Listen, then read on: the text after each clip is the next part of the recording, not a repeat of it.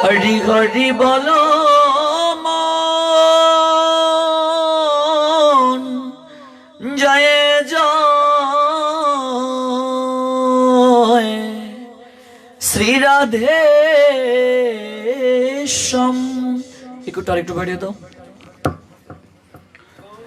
ওম নমো ভগবতে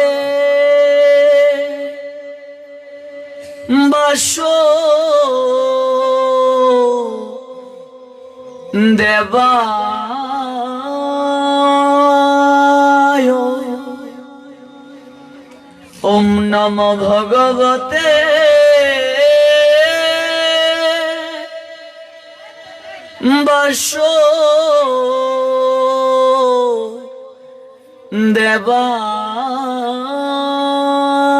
বাসুদেবায়। ওম নমো ভগবতে বাসুদেবায়।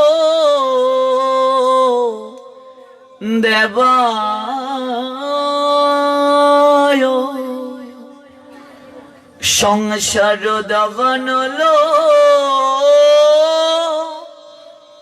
লিরলুকত্রানায় কারুণ্য ঘনা ঘনত্বম প্রাপ্ত সকল্যান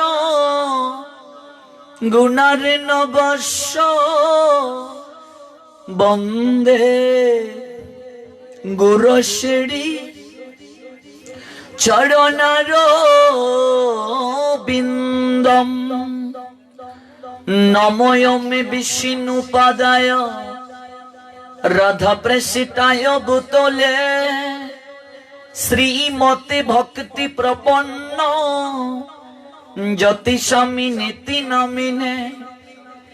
নমো আচার্য পাদায় দৈন্যভূষণ মুকুটমনে গুরু করুণামৃতয়ে ক্ষমাদরিজ শিরোমণে।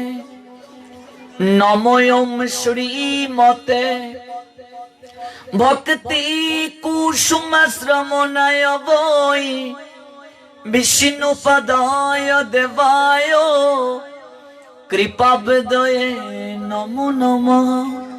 শ্রী গৌর করুণামূর্তি কৃপা পূর্ণ কলেবরং শ্রী ভক্তি কুসুমং বন্দে রাধা কুঞ্জ নিবাসিনম। নমোয়মে বিষ্ণুপদায় কৃষ্ণ প্রেষ্টায় ভূতলে শ্রীমতে ভক্তি সিদ্ধান্ত সরস্বতী নামিনে।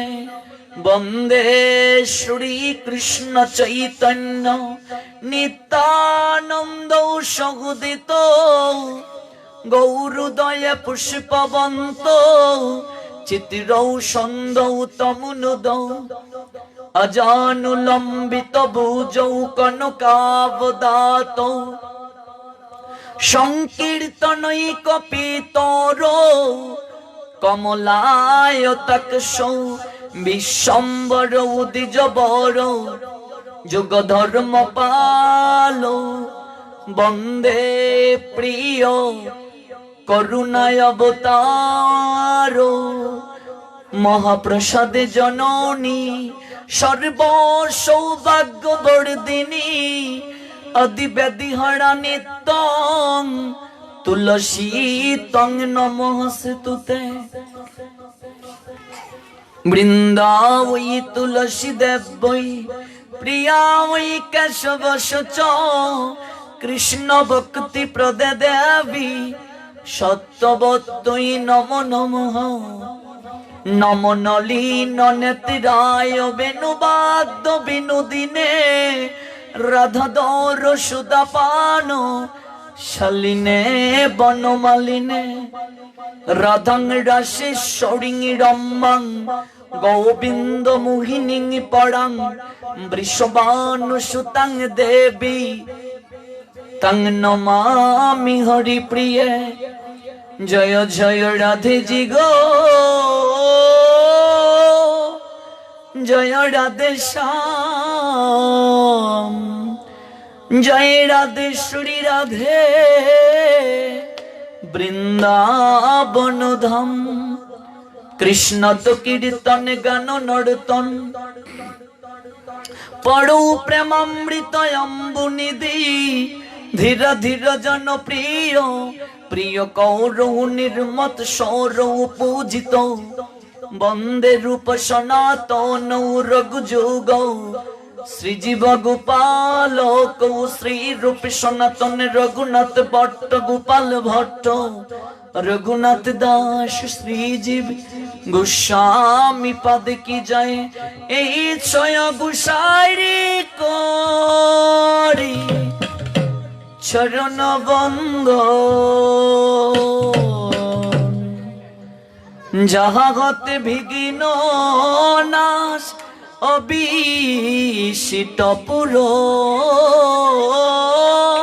এই ছয় গোসাইরি করি চরণ বন্ধ যাহা হইতে বিঘ্ন নাশ অবিষ্ট পুরন এই ছয় গোসাইরি করি চরণ বন্ধন যাহা হতে বিঘ্ন নাশ অবিশিষ্ট পুরন এই ছয় গোসাইরি করি চরণ বন্ধ যাহা হইতে বিঘ্ন নাশ অবিষ্ট পুরন এই ছয় গোসাইরি করি চরণ বন্ধন যাহা হতে মিলে পাই কৃষ্ণ প্রেম ধন ছয় গোসাইরি করি চরণ বন্ধ যাহা হইতে মিলে ভাই কৃষ্ণ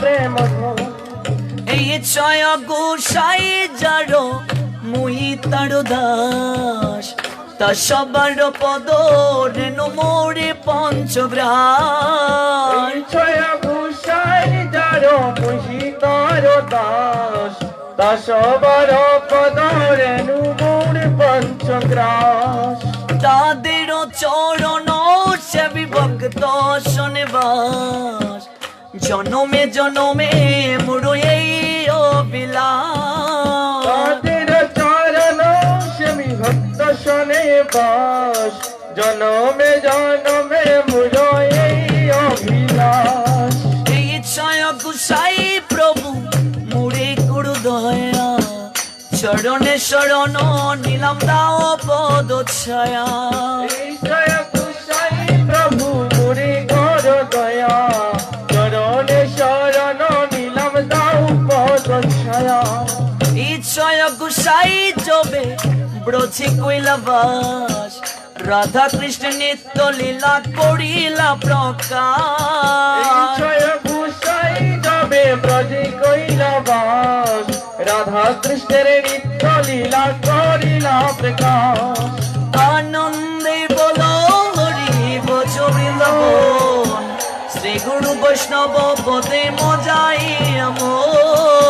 আনন্দে বলো হরি ব্রজ বৃন্দাবন শ্রী গুরু বৈষ্ণব পদে মজাইয়াম মনির আনন্দে বলো হরি ভজ বৃন্দাবন শ্রী গুরু বৈষ্ণব পদে মজাই আনন্দে বলো হরি ব্রজ বৃন্দাবন শ্রী গুরু বৈষ্ণব পদে মজাইয়াম মনের আনন্দে বলো হরি। যাদের মনে আনন্দ আছে তারাই হাত তুললেন, আর যাদের মনের আনন্দ নেই তারা হাত তুললেন না। আচ্ছা, যারা হাত তুললেন তারাই কি বুঝে তুললেন বলুন তো? আর যারা তুলেননি তারাই কেন তুলেননি? আর যারা হাত তুলেছেন তাদেরই কতটুকু হাত তুলতে হয়? প্রত্যেকটির পশ্চাতে একটি তত্ত্ব রয়েছে বাবা। আমাদের ধর্ম, that most logical and sensible subject, এটা সম্পূর্ণ দর্শন শাস্ত্র। সম্পূর্ণ বিজ্ঞান সম্মত। হাত কেন তুলতে হয়?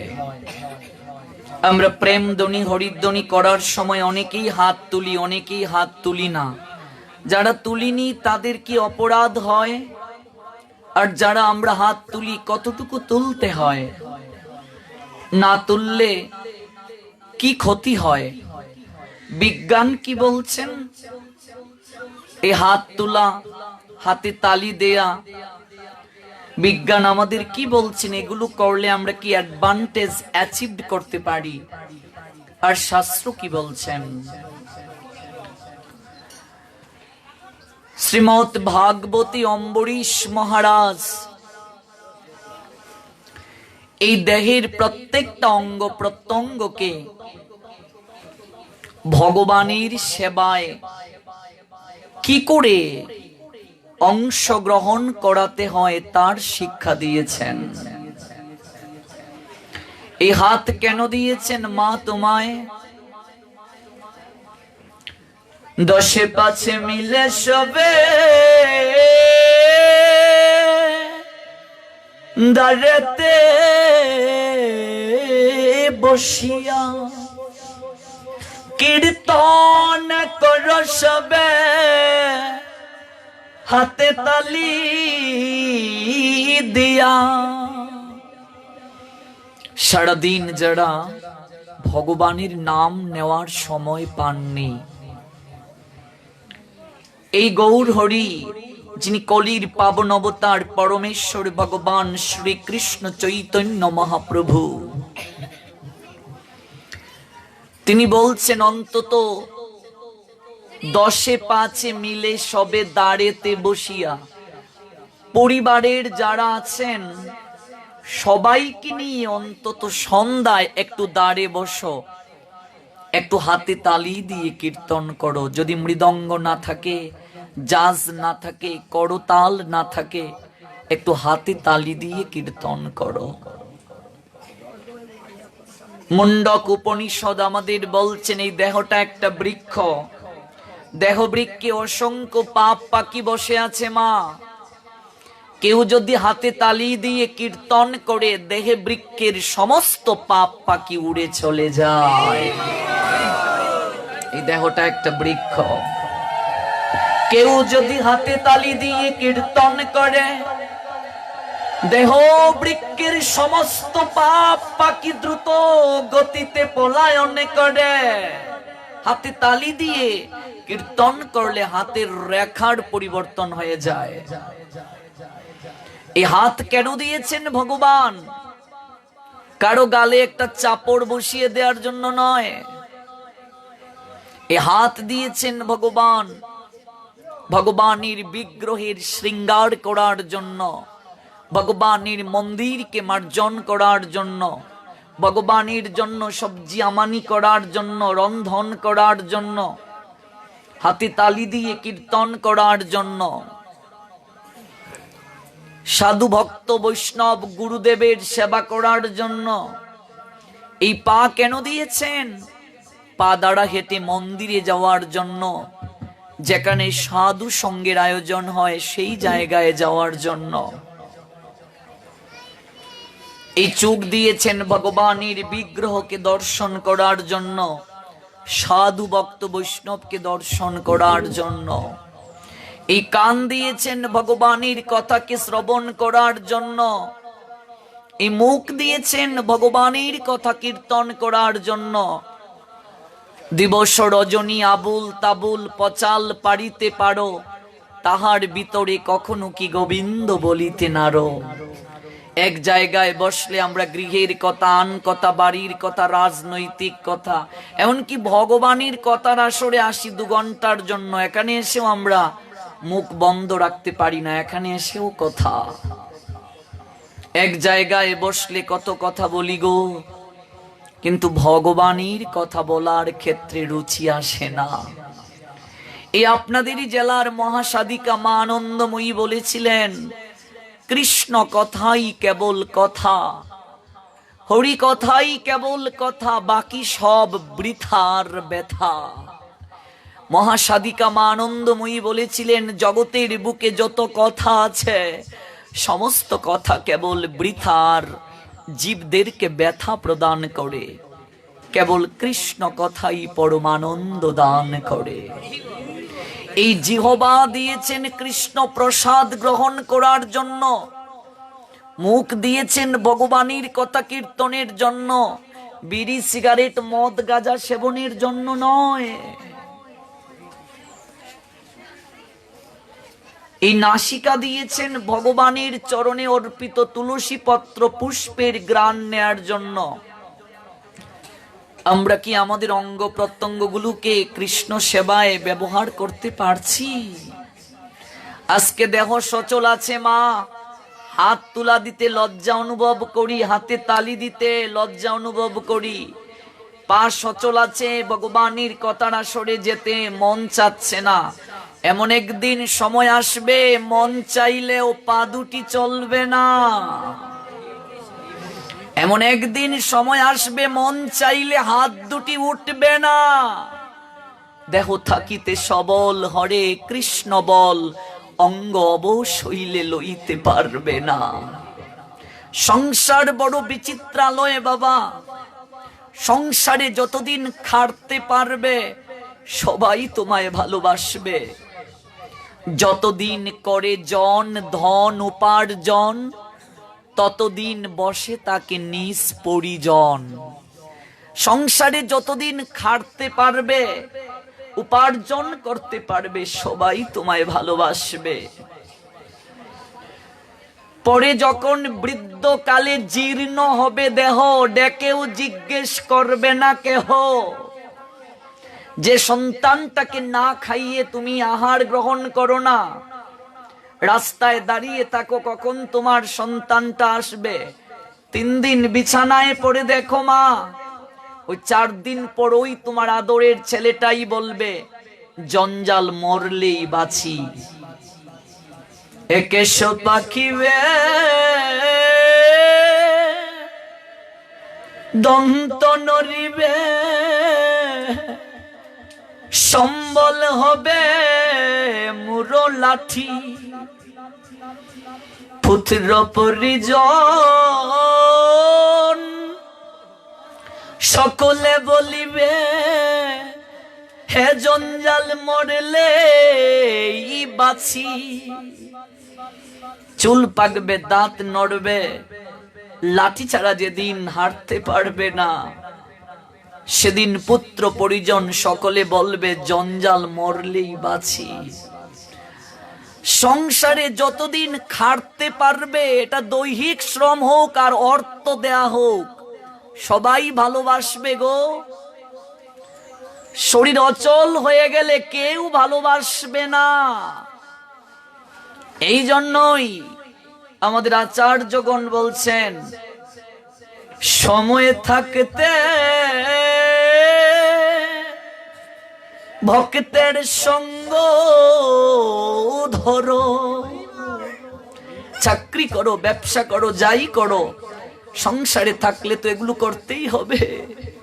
সংসার ছেড়ে যাওয়া যাবে না গো। সংসারে থাকো, সংসারকে ত্যাগ করার কথা তো সবাইকে বলেননি। জলের মাঝে নৌকা থাকে গো মা, কোনো সমস্যা আছে? নৌকা জলের মাঝে ভেসে থাকে, কিন্তু নৌকার মাঝে যদি জল ঢুকে যায় কি হয়? নৌকা জলের মাঝে ডুবে যায়। সংসারে থাকো, সংসারটাকে এতটা ভিতরে প্রবেশ করাইও না। ওই সংসারটাকে ভিতরে প্রবেশ করাইলে তুমিও সংসার সমুদ্রে ডুবে যাবে। এই জন্য 24 ঘন্টার মাঝে কিছুটা সময় ভগবানের জন্য রাখতে হবে।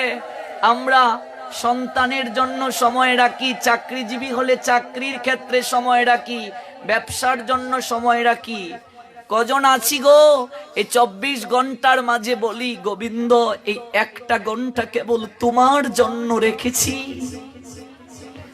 এই কলিহত জীবকে 365 দিনের মাঝে 24টা দিন, এই যে একাদশী, এই একাদশীর 24টা দিন শাস্ত্র বলছে ভগবানের জন্য রাখার, আর কারোর সঙ্গে শেয়ার করা যাবে না। এই দিদিভাই আপনাদের 11টায় সময় দিয়েছিলেন, কিন্তু একটু কেন দেরি হলো জানেন? আমরা প্রত্যেকটা একাদশী নির্জলা পালন করি, রাত দিন 24 ঘন্টা জল গ্রহণ করি না। এবং আগের একাদশীর আগের দিন অনেকে আমাদের মাঝে এক বেলা আহার গ্রহণ করে, আজকে এক বেলা আহার গ্রহণ করবে। এবং সারা রাত আমরা জাগরণ করি, ঘুমাই না। তাহলে সারা রাত গতকাল জাগরণ ছিলাম, এবং গতকালকে আমার 12টা পর্যন্ত প্রবচনও ছিল। সারা রাত জাগরণ, তারপর 10টার ভিতরে পারণ। তাহলে 11টায় কি করে আসা যায় বলুন? মনতলা থেকে ভবানীপুর, ভবানীপুর থেকে মাধবপুর আসতেই তো 40 মিনিটের উপরে সময় লেগে যায়। একদিনে 2টো প্রোগ্রাম আমি কখনো করি না, কেবল এই দিদির জন্য। ইন্টারনেটে ওনার সঙ্গে আমাদের পরিচয়, ঐশী দিদি এতটা ভালোবাসে, কল্পনা করা যাবে না। একেবারে নিজের বোনের নিয়ে বলছে আমার মামার বাড়ি যেতেই হবে। আমি বলছি একদিনে 2টো প্রোগ্রাম খুব কষ্ট। আজকে আবার নাসিরনগর গৌর মন্দিরে প্রবচন। বলতে গেলে যেখানে ভালোবাসা তাকে অধিকারও বেশি থাকে, ধরেই নিয়ে আসলো। এই জন্য অনাকাঙ্ক্ষিত কিছুটা সময় দেরি হওয়ার কারণে আপনাদের চরণে মার্জনা ভিক্ষা চাইছি বাবা, বৈষ্ণব অপরাধ নেবেন না। এই জন্য সময়ের কাজ সময়ে করতে হবে। খেয়াতড়ি চলে গেলে বসে থাকো তীরে, কিসে পার হবে তরি না আসিলে ফিরে। নদী পার হবে, ঘাটে গিয়ে বসে আছো, নৌকা যদি চলে যায় নদী পার হওয়া যাবে? সময় ছাড়িয়া দিয়া করো পণ্ড শ্রম, ফল চাও তুমি অতি নির্বুদয় ধম। সময়ের কাজ সময়ে না করলে হবে না। কাঁচায় না নোয়াইলে বাস, পাকলে করে ঠাস ঠাস। ভজনের সময়টা হচ্ছে কৌমার কাল, ভাগবত বলছেন। এই সব কথা আমরা শুনবো ধীরে ধীরে। এই জন্য অঙ্গ প্রত্যঙ্গ এখন সচল আছে। এমন একদিন সময় আসবে মন চাইলেও হাত উঠবে না। তো এই হাত উঠানোর মানে কি? এই হাত উঠানোর মানে হচ্ছে ভগবানের কাছে আত্মসমর্পণ করা। এই পঞ্চতত্ত্বের চিত্রপটের দিকে তাকান, 3 জন হাত তুলে আছেন, তাই তো? বলুন তো কেন হাত তুলে আছেন? আপনারা তো প্রত্যেক হরিবাসরে গীতা পাঠে পঞ্চতত্ত্ব বসান, কিন্তু হৃদয় মাঝে কি কখনো প্রশ্ন জেগেছে এই পঞ্চতত্ত্বের মাঝে 3 জন কেন হাত তুলে আছেন? এই হাত তোলার মানে কি? মহাপ্রভু নিত্যানন্দ প্রভু আর গদাধর হাত তুলে আছেন। এই হাত তোলার অর্থ হচ্ছে আত্মসমর্পণ করা। ছোটবেলা আমি সমাজ বিজ্ঞান পড়তে গিয়ে আমার বাবাকে জিজ্ঞেস করেছিলাম, বাবা এই পাকিস্তানি সৈন্যরা আমাদের উপর এত অত্যাচার করলো, আমাদের বাড়িঘর জ্বালিয়ে পুড়িয়ে ছারকার করলো, মা বোনের সম্ভ্রমকে নষ্ট করলো, তাহলে 93,000 পাক বাহিনীকে আমরা কেন ছেড়ে দিলাম? তাদেরকে তো আমরা ইচ্ছে করলে গুলি করে মারতে পারতাম। তখন বাবা বলছেন, দেখো এই বইটাতে একটা ছবি আছে, বন্দুক এইভাবে নিয়ে হাত তোলা। আমি বলছি আছে। বাবা বলছেন এটাকে স্যালেন্ডার বলে। কেউ যদি স্যালেন্ডার করে ফেলে, সে যত বড়ই অপরাধী হোক না কেন, শাস্তির পরিমাণ তার কমে যায়। স্যালেন্ডার।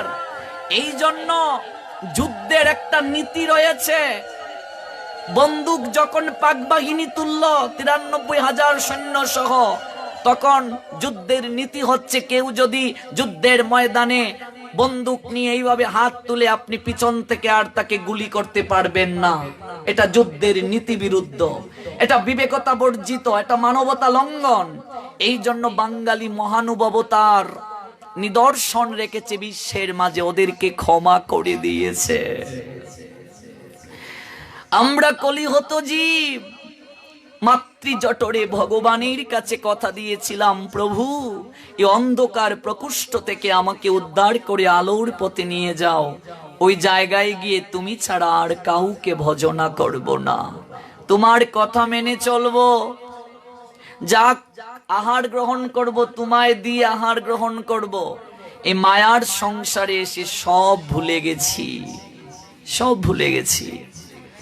এই জন্য প্রত্যহ ভগবানের কাছে হাত তুলে স্যালেন্ডার করে মার্জনা চাইতে হবে। হে গোবিন্দ, এই অনিত্য সংসারে আমার করতে করতে জীবনটা কাটিয়ে দিলাম, তোমার একটা আইনও পালন করতে পারলাম না।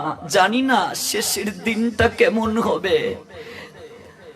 তোমার চরণে সমর্পিত হলাম, তোমার প্রতি আমার ভক্তিটাকে বর্ধিত করে দাও। এটা স্যালেন্ডার। কিভাবে স্যালেন্ডার করতে হবে? হরিধ্বনি করার সময় অনেকে এইভাবে হাত তুলেন, অনেকে এইভাবে হাত তুলতে হবে, এইভাবে। দ্রৌপদী কুরুক্ষেত্রের রাজসভাতে এক হাতে বস্ত্রকে সংকুলান করছেন, দুঃশাসন বস্ত্র টানছে। নিজেই বস্ত্র সংকুলান করছেন এক হাতে, আরেক হাতে গোবিন্দকে ডাকছেন। ভগবান গোবিন্দের প্রধান মহিষীর মাঝে একজন, যার নাম রুক্মিণী। রুক্মিণী বলছেন, গোবিন্দ হে প্রাণনাথ, তুমি যাকে সখী বলে ডাকো, যে তোমার সখ্য প্রেমের ভক্ত, সে আজ সম্ভ্রম রক্ষার নিমিত্তে তোমার কাছে প্রার্থনা করছে, তুমি কেন তাকে সম্মান রক্ষা করছো না? গোবিন্দ বলছেন, আমি তো দ্রৌপদীকে কৃপা করতেই চাই, দ্রৌপদী তো কৃপা নিতে চায় না। তার তো পূর্ণরূপে আমার প্রতি বিশ্বাস নেই। তার যদি পূর্ণরূপে বিশ্বাস থাকতো, দুহাত তুলেই সে আমাকে ডাকতো। এক হাতে নিজের বস্ত্রকে নিজে সামলাচ্ছে, আরেক হাতে আমাকে ডাকছে। যতদিন পর্যন্ত জীব নিজের বলে কিছু রাখে আর আমাকে কিছু দেয়, আমি তাকে কৃপা করি না। এই জন্য এইভাবে হরিধ্বনির সময় হাত তুললে অপরাধ হবে আপনার। দ্রৌপদী যখন দেখলেন তার পক্ষে আর কাপড়কে সংকুলান করা সম্ভব নয়, তখন তিনি দুহাত তুলে গোবিন্দের কাছে প্রার্থনা করেছিলেন, কৃষ্ণায় বাসুদেবায় হরহে পরমাত্মনে প্রণত ক্লেশনাশয় শ্রী গোবিন্দায় নম নমঃ।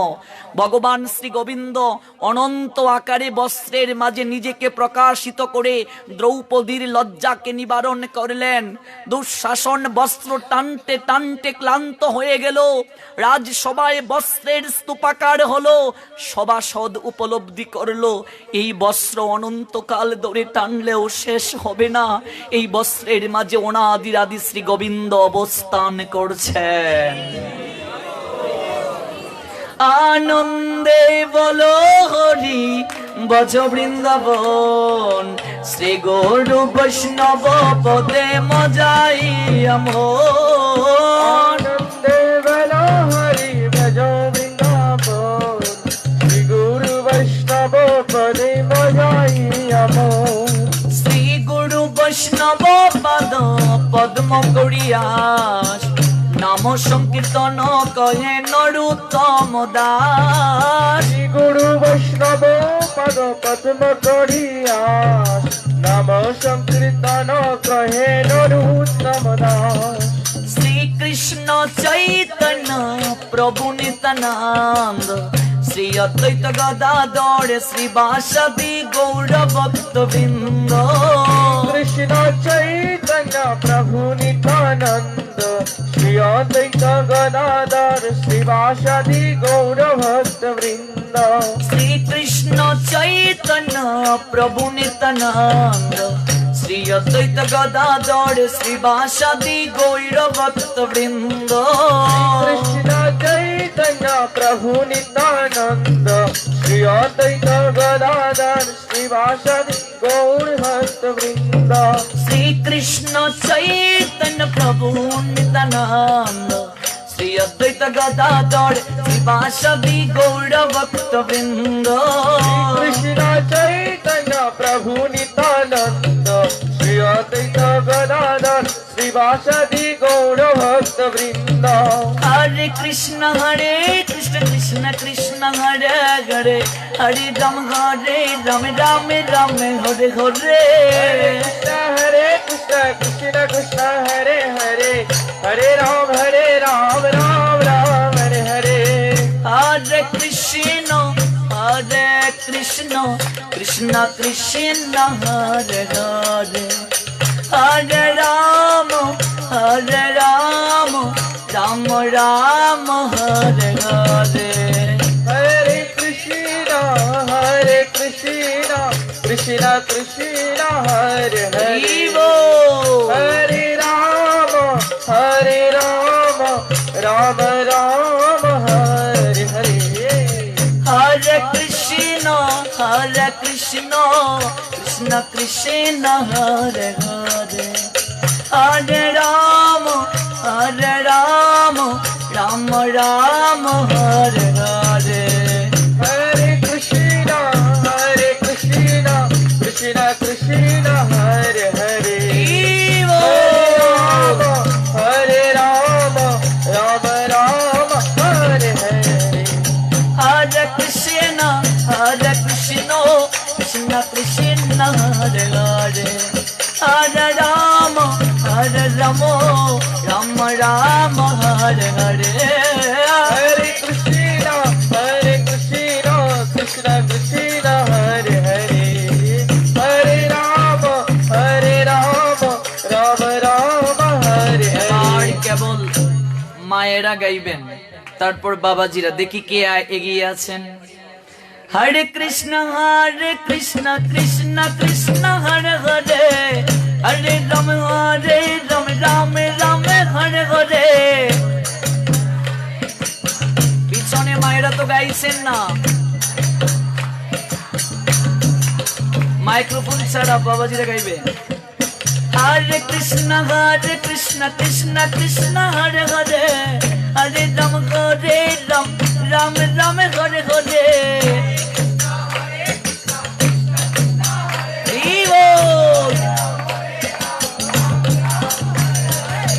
এইদিকে একটু আওয়াজটা বেশি হচ্ছে, মাতালিদেরকে আবার সুযোগ দেয়া হলো।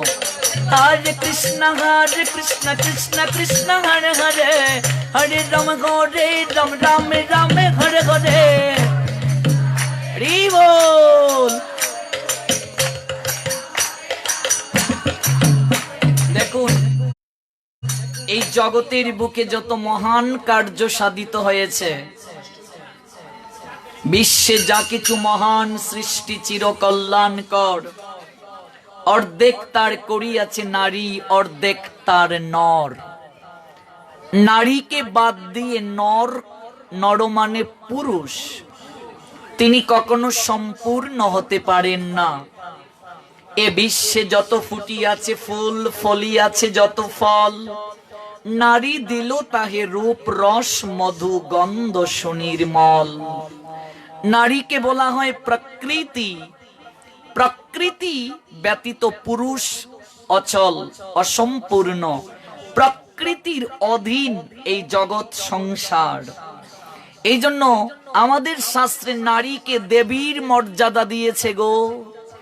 একটা সন্তান পৃথিবীতে আনয়নের ক্ষেত্রে শাস্ত্র বলছেন মায়ের অবদান ৭৫, বাবার মাত্র ২৫।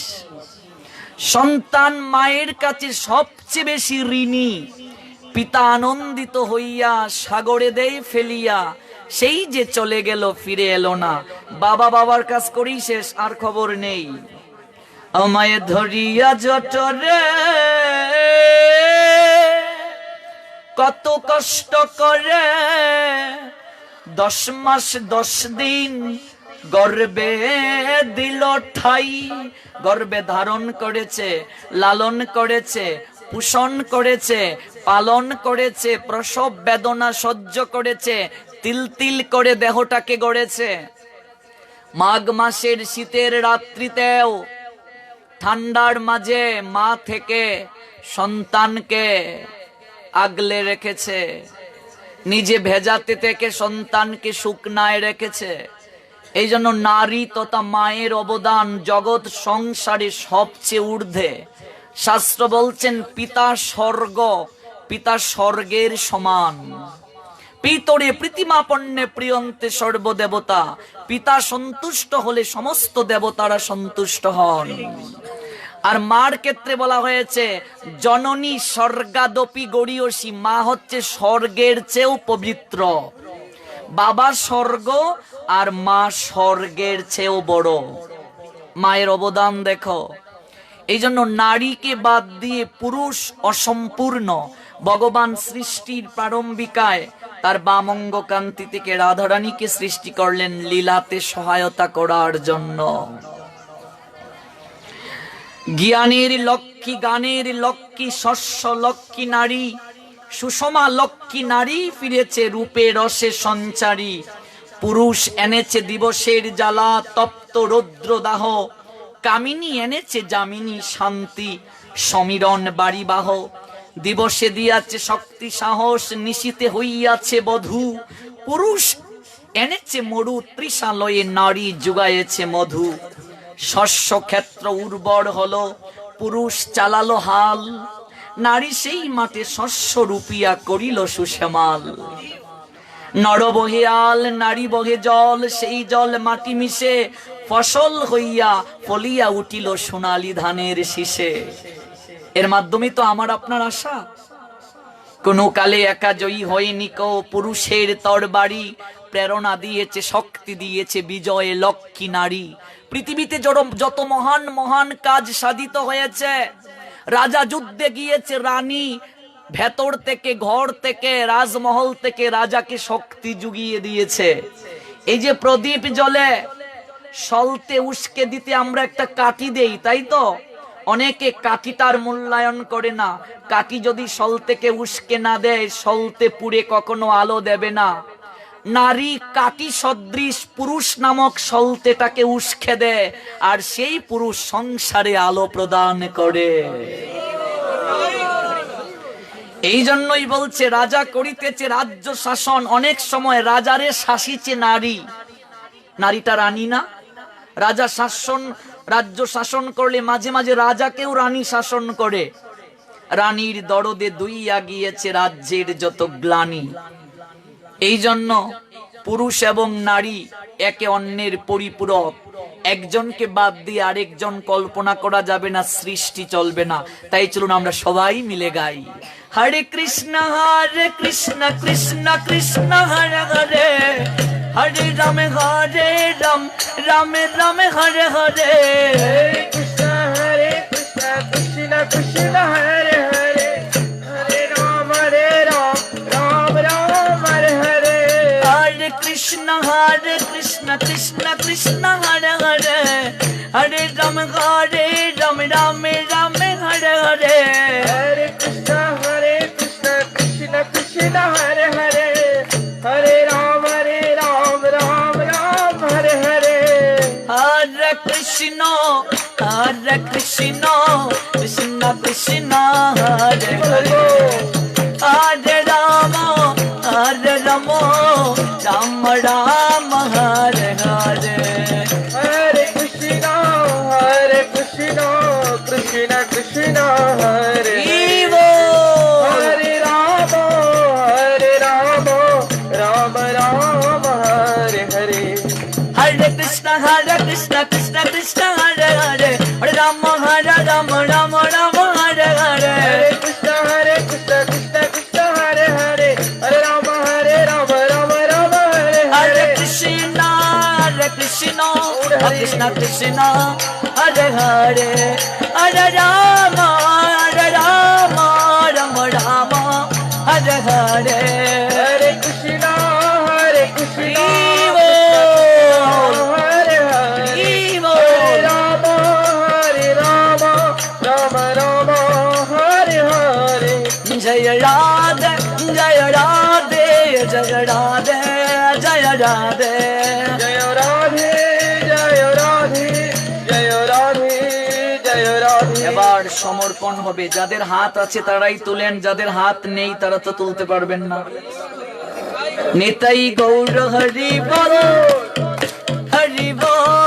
হরি বল হরি বল। নিতাই গৌরা হরি বল হরি বল হরি বল হরি বল। নিতাই নিতাই নিতাই নিতাই নিতাই নিতাই নিতাই নিতাই নিতাই নিতাই নিতাই নিতাই নিতাই গৌরা হরি বল হরি বল হরি বল হরি বল। নিতাই গৌরা হরি বল হরি বল হরি বল হরি গৌর বল। প্রেমানন্দে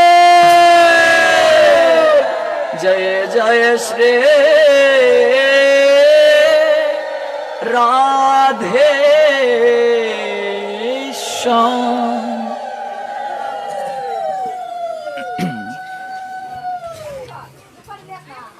ব্রাহ্মণবাড়িয়া জেলার সরাইল উপজেলা স্থিত আইরল নাথপাড়া গীতা সংঘের আয়োজনে পঞ্চম বার্ষিকীতে সর্বসাক্ষী সর্ববিরাজমান সর্বক্ষমতার অধিকারী পরমেশ্বর ভগবান শ্রীকৃষ্ণের মুখনিঃসৃত বাণী শ্রীমদ্ ভগবত গীতার আলোকে অপ্রাকৃত কৃষ্ণ কথা শ্রবণ মনন তথা স্মরণের মনোরথে যারা দূর দূরান্ত থেকে আজকের এই মধ্যাহ্নকালীন সময়ে উপবেশিত হয়েছেন, আপনাদের প্রত্যেকের রাতুল রাঙ্গা চরণে আমি অবাজন বৈষ্ণব জ্ঞানে দণ্ডবোধ প্রণাম নিবেদন করছি। ইকোটা একটু কমিয়ে দাও, কে সার্কুলেশন করছো? ভক্তবৃন্দ, একটা জাতির সামগ্রিক পরিচয় পাওয়া যায় তার ধর্ম আর সংস্কৃতির উপর। পাখি যেমন তার পক্কপুটের উষ্ণ পরশে শাবক দিগকে লালন করে, একটা জাতিও তেমনি সহস্র সহস্র বছর ধরে নানা উত্থান পতনের ব্যাপক প্রক্রিয়ার ভিতর দিয়ে তার অস্তিত্বকে অক্ষুণ্ণ রাখে এবং স্বকীয়তার বিকাশ ঘটায়। আমাদের সংস্কৃতি, আমাদের সভ্যতা অতি প্রাচীনের উপর দিয়ে মাঝখানে কত ঝড় বয়ে গেছে, কত বৈদেশিক সভ্যতা শতাব্দীর পর শতাব্দী এর উপর প্রভাব বিস্তার করেছে, কিন্তু সে সকল বাধা বিপত্তি কাটিয়ে আমাদের সংস্কৃতি, আমাদের সভ্যতা আজও চিরদণ্ডায়মান। কারণ আমাদের সংস্কৃতি তথা সভ্যতা এমন এক সত্যের ভিত্তির উপর দাঁড়িয়ে আছে যা সব সময় সব যুগের চিন্তাধারার সামনে বুক ফুলিয়ে মাথা উঁচু করে দাঁড়িয়ে থাকতে পারে। আমাদের সংস্কৃতি, আমাদের সভ্যতা ধর্মের উপর প্রতিষ্ঠিত, আর আমাদের ধর্ম সনাতন। সনাতন শব্দটির অর্থ হচ্ছে চিরন্তন, যা ছিল, যা আছে, যা থাকবে। সনাতন ধর্মটি যে থিওরির উপর ভিত্তি করে চলছে সেটা হচ্ছে বেদান্তের থিওরি। সমস্ত তত্ত্বজ্ঞানী পুরুষেরা শ্রীমদ্ ভগবত গীতাকে সমস্ত বৈদিক জ্ঞানের উৎস বলে স্বীকৃতি দিয়ে গেছেন। জীব মাত্রই উদ্ধারের জন্য তিনটি রাজমার্গকে প্রস্থানত্রয় নামে অভিহিত করা হয়। প্রথমটি হচ্ছে বৈদিক প্রস্থান, যেটিকে বলা হয় উপনিষদ। দ্বিতীয় প্রস্থানটি হচ্ছে দার্শনিক প্রস্থান, যেটিকে বলা হয় ব্রহ্মসূত্র। আর তৃতীয় প্রস্থানটি হচ্ছে স্মার্ত প্রস্থান, যেটিকে বলা হয় শ্রীমদ্ ভগবত গীতা। যেহেতু আজকের নির্ধারিত বিষয়ে শ্রীমদ্ ভগবত গীতা, আমরা কেবল গীতার আঙ্গিকেই শ্রবণ করব। এই শ্রীমদ্ ভগবত গীতায় ভক্তির জন্য ভগবানের প্রাণ কাঁদছে, দরদ দিয়ে রোগ নিরাময় করেছেন ভগবান শ্রী গোবিন্দ। অপূর্ব মধুর কথা অর্জুন শুনেছেন, মন প্রাণ দিয়ে, বুকে তার কোনো কথা নেই, কেবল দু একটা কখনো কখনো জিজ্ঞাসা। মাত্র 85টি জিজ্ঞাসা করলেন অর্জুন ভগবানের কাছে। বিষাদগ্রস্ত রোগী 18 অধ্যায় শেষে অনুভব করলেন তিনি সম্পূর্ণ সুস্থ। এই জীবনের বিশাল কর্মক্ষেত্রে আমরা সবাই পীড়িত, আমরা ভবরোগগ্রস্ত, আমাদের একটাই ঔষধ এই শ্রীমদ্ ভগবত গীতার দিব্য বাড়িতে স্নাত হওয়া। যে শ্রীমদ্ ভগবত গীতা থেকে আমরা শুনছি, কিন্তু কেউ যদি আমাদেরকে জিজ্ঞেস করে এই গীতার ইতিহাস কথা কোত্থেকে আসলো গীতা, আমরা অনেকেই সেটা বলতে পারবো না। এই জন্য একদিনের আলোচনাতে কি হবে বলুন, 2 ঘন্টায়। এগুলো ধারাবাহিক ভাবে শুনতে হয়। একদিনের আলোচনাতে আমি কখনো আসি না, এজন্যই আসি না, কারণটা হচ্ছে আমার আলোচনাগুলো একেবারে ধারাবাহিক ভাবে। গীতায় প্রবেশের পূর্বেই আপনাকে আরো 7 দিন শুনতে হবে প্রস্তুতি। কোত্থেকে আসলো গীতা? ছাপাখানা আবিষ্কৃত হয় মাত্র কয়েকশো বছর হয়, তার আগে গীতার জ্ঞান কিভাবে ছিল যখন পুস্তক ছিল না? প্রশ্ন আসতে পারে না? অনাদিকাল থেকেই তো গীতার জ্ঞান ছিল, আমরা কিভাবে পেলাম এই গীতার কথা? এই গীতার আবির্ভাব আলোচনা করলেও 3 দিনে শেষ হবে না, আমরা সংক্ষেপে শুনবো। এই আবির্ভাব তত্ত্বটা জানতে গেলে আমাদেরকে একটু দৃষ্টি দিতে হবে মহাভারতে, মহাভারত গ্রন্থে। মহাভারতের শান্তি পর্ব 348তম অধ্যায় 51-52 নং শ্লোক। সেই শ্লোকে বলা হয়েছে, ত্রেতা যুগাদৌ চততু বিবস্বান মনবেদদৌ মনুষ্য লোকবৃত্তার্থং সুতা ইক্কা কবে দদৌ ইক্কা কুনা চকৌতিত ব্যাপান লোকান অবস্থিত। ত্রেতা যুগের প্রারম্ভে ভগবান কৃষ্ণ এই গীতার জ্ঞান দান করেছিলেন বিবস্বানকে। বিবস্বান পরবর্তীতে এই গীতার জ্ঞান দান করলেন মানব জাতির পিতা মনুকে। মনু দান করলেন শশাগড়া পৃথিবীর অধীশ্বর এবং রঘুবংশের জনক ইক্ষ্বাকুকে, যে বংশে ভগবান শ্রীরামচন্দ্র আবির্ভূত হয়েছিলেন। এই তত্ত্বটি আপনি আরো পাবেন শ্রীমদ ভগবদ গীতা 4th অধ্যায় জ্ঞান যুগের 1 নং শ্লোকে।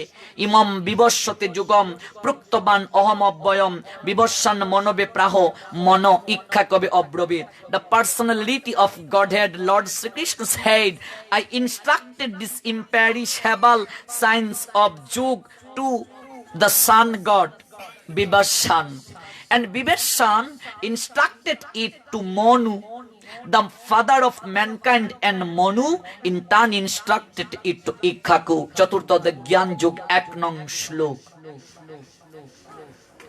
তাহলে বর্তমান যে আমরা যুগে আছি সেটা তো কলিযুগ।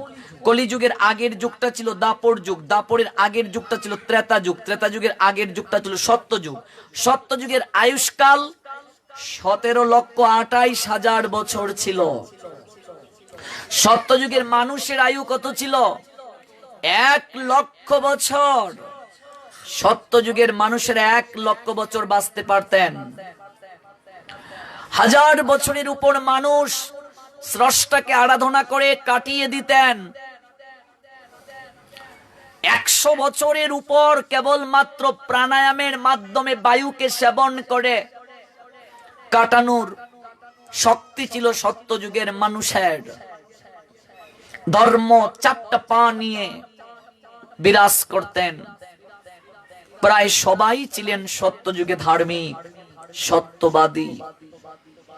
সত্যযুগের পর আসলো ত্রেতা যুগ। যুগের আয়ু কমে গেল। 17,28,000 বছর ছিল যুগের আয়ু। ত্রেতা যুগে এসে আমরা আয়ু দেখতে পাই 12,96,000 বছর। তাহলে 17,28,000 বছর থেকে মাইনাস করুন 12,96,000 বছর ইকুয়াল 4,32,000 বছর। তার মানে 4,32,000 বছর কমে গেল যুগের আয়ু। মানুষের পরমায়ু 1 লক্ষ বছর থেকে ত্রেতাতে এসে আমরা দেখি 10,000 বছর, শূন্য একটা কমে গেল। মানুষের আয়ু ছিল ত্রেতায় 10,000 বছর। মানুষ 100 বছরের উপরে ওরা যজ্ঞাদি করে কাটিয়ে দিত। বিশাল বিশাল যজ্ঞ হতো, অশ্বমেধ যজ্ঞ, গুমেধ যজ্ঞ, বাষ্পেয় যজ্ঞ, রাজসূয় যজ্ঞ ইত্যাদি যজ্ঞ অনুষ্ঠান হতো। সত্যযুগের মানুষের সাধন পদ্ধতি ছিল ধ্যান, ধ্যান করত ওরা। ত্রেতা যুগে এসে আমরা দেখি যাগ যজ্ঞাদি, যজ্ঞ অনুষ্ঠান। মানুষের আয়ুও কম। ধর্মের 4টা পার মাঝে 1টা পা ভেঙে গেল। ত্রেতার পরে আসলো দাপর যুগ। আমরা আয়ুষ্কাল দেখতে পাই 8,64,000 বছর। তাহলে পূর্বের যুগের আয়ু থেকে মাইনাস করুন 12,96,000 মাইনাস 8,64,000, কমলো কত? 4,32,000। আরো 4,32,000 কমে গেল। মানুষের আয়ু 10,000 বছর থেকে কমে দাঁড়ালো মাত্র 1,000 বছর।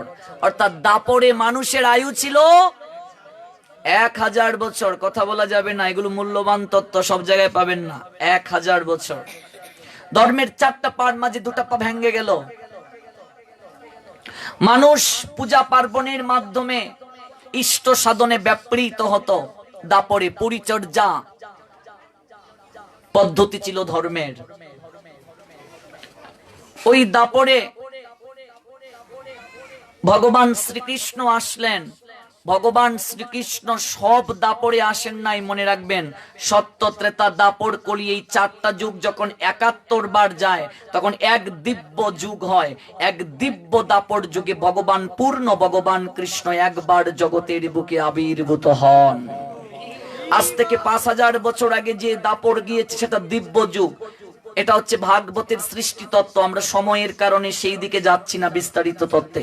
এগুলো 7 দিন ব্যাপী যদি শুনতে পারতেন তাহলে বুঝতে পারতেন যে আমরা কোথায় পড়ে আছি। আর আমাদের ধর্ম এত বিস্তৃতি, এত তত্ত্ব রয়েছে, এত রস রয়েছে, আমরা অনেকেই সেটা জানি না। এই জন্য অল্প সময়ে আমরা বিস্তারিত তত্ত্বে যাচ্ছি না, সৃষ্টি তত্ত্বে। দাপরের পরে আসলো বর্তমান যে যুগ, কলিযুগ। কলিযুগের আয়ুষ্কাল কত? 4,32,000 বছর। তো আমরা দাপরে আয়ুষ্কাল দেখতে পেয়েছি 8,64,000 বছর। তো 8,64,000 বছর থেকে মাইনাস করুন 4,32,000 বছর, কমে গেল দাপর থেকে কলিতে আসতে 4,32,000 বছর। মানে প্রত্যেকটা যুগে যুগে 4,32,000 বছর কমে গিয়েছে। মানুষের আয়ু 1,000 বছর থেকে দাপর থেকে কলিতে এসে 100 বছর দাঁড়ালো। আবার শাস্ত্র বলে দিলেন কলিযুগের মানুষের নির্ধারিত কোনো আয়ু নাই। কি নাই? দাদুর আগে নাতি মরবে, মায়ের আগে মেয়ে মরবে। যে কোনো সময় কলিযুগের মানুষেরা মরে যাবে। এই যুগের নাম হচ্ছে কলি। যে কোনো সময় মানুষ হবে বলি। আপনি এই কৃষ্ণ কথার আসর থেকে গৃহে ফিরে যেতে পারবেন কিনা কোনো নিশ্চয়তা আপনি দিতে পারবেন না। আমি ব্যাস আসন থেকে উঠতে পারবো কিনা তার নিশ্চয়তা নেই। আমার বলো হরি হরি বল হয়ে যেতে পারে। মৃত্যু নামক কালো সর্প পিছন থেকে ধেয়ে আসছে। যে কোনো সময়ই মানুষ মরে যেতে পারে। কলিযুগের মানুষের নির্ধারিত কোনো আয়ু নাই। ভাগবত জানিয়ে দিলেন, ওহে কলিহত জীব, তোমার আয়ুষ্কাল মাত্র কেবল 7 দিন। কয়দিন? 7 দিন। কিভাবে? শনিবার, রবিবার, সোমবার, মঙ্গলবার, বুধবার, বৃহস্পতিবার, শুক্রবার, এই 7 বারের মাঝে যে কোনো একবারে যে কোনো এক সময়ে আপনাকে আমাকে মরতে হবে। তার মানে মৃত্যুর জন্য প্রস্তুত থাকো। যে কোনো সময় তোমার মৃত্যু হবে। রাত্রে গিয়ে ঘুমিয়েছ, চোখটা যদি খুলে তোমার আমার জীবনে সকাল, আর যদি না খুলে পরকাল। ভেবে দেখেছেন বাবা? অথচ দুদিনের সংসার নাট্য মঞ্চে কত অভিনয়, কত আত্ম অভিমান, কত বংশের মর্যাদা, কত গুণের অহংকার, রূপের অহংকার, পাণ্ডিত্যের অহংকার। কিন্তু মহাকাল যেদিন ডাকবে, ব্যাংকে কত টাকা জমা রেখেছ সন্তানকে বুঝিয়ে যাওয়ার সময় পাবে না মা। সম্পত্তির দলিলটার হিসাব বড় ছেলেটাকে বুঝিয়ে যাওয়ার সময় পাবে না যেদিন মহাকাল পিছু নেবে। যাব তো সবাই, কি নিয়ে যাব? কখনো কি ভাবনা এসেছে হৃদয় মাঝে? মরতে হবে, কি নিয়ে যাব? আয়নায় সামনে যখন দাঁড়াই আমরা, জীবন বেলা যে পূর্ব আকাশ থেকে পশ্চিম আকাশে ঢলে পড়ছে সেটা কি কখনো ভাবা হয়?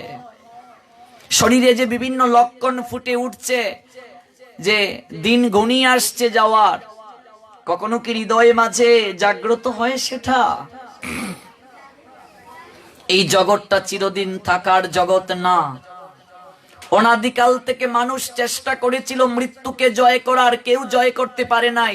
হিরণ্যকশিপু চেষ্টা করেছিল, হিরণ্যাক্ষ করেছিল, রাবণ করেছিল, কুম্ভকর্ণ করেছিল। ওই কুম্ভকর্ণ এতটা আরাধনা করেছিল, মা সরস্বতী কৃপা করলেন, তাকে সাক্ষাৎ দিলেন। কুম্ভকর্ণ ইন্দ্রপ্রস্থের অধিকার চাইতে মনস্থ করলো মা সরস্বতীর কাছে। মা সরস্বতী বাক দেবী জিহবায় থাকেন, কিন্তু কেউ যদি অহংকার করে মা সরস্বতী জিহবা থেকে চলে যান। সেই কুম্ভকর্ণ অহংকারের বশবর্তী হয়ে মা সরস্বতীর কাছে বর চাইছে। মা, ইন্দ্রপ্রস্থ ভাবছিল বলবে, মুখ দিয়ে বলে ফেলেছে, মা তুমি আমাকে ঘুম প্রস্থ দান করো। কি হলো? 6 মাস ঘুম আর 6 মাস আহার। মা সরস্বতী বর দিয়ে চলে গেলেন। তখন যদি ইন্দ্রপ্রস্থের বর দিয়ে দিতেন, কি হতো অবস্থা?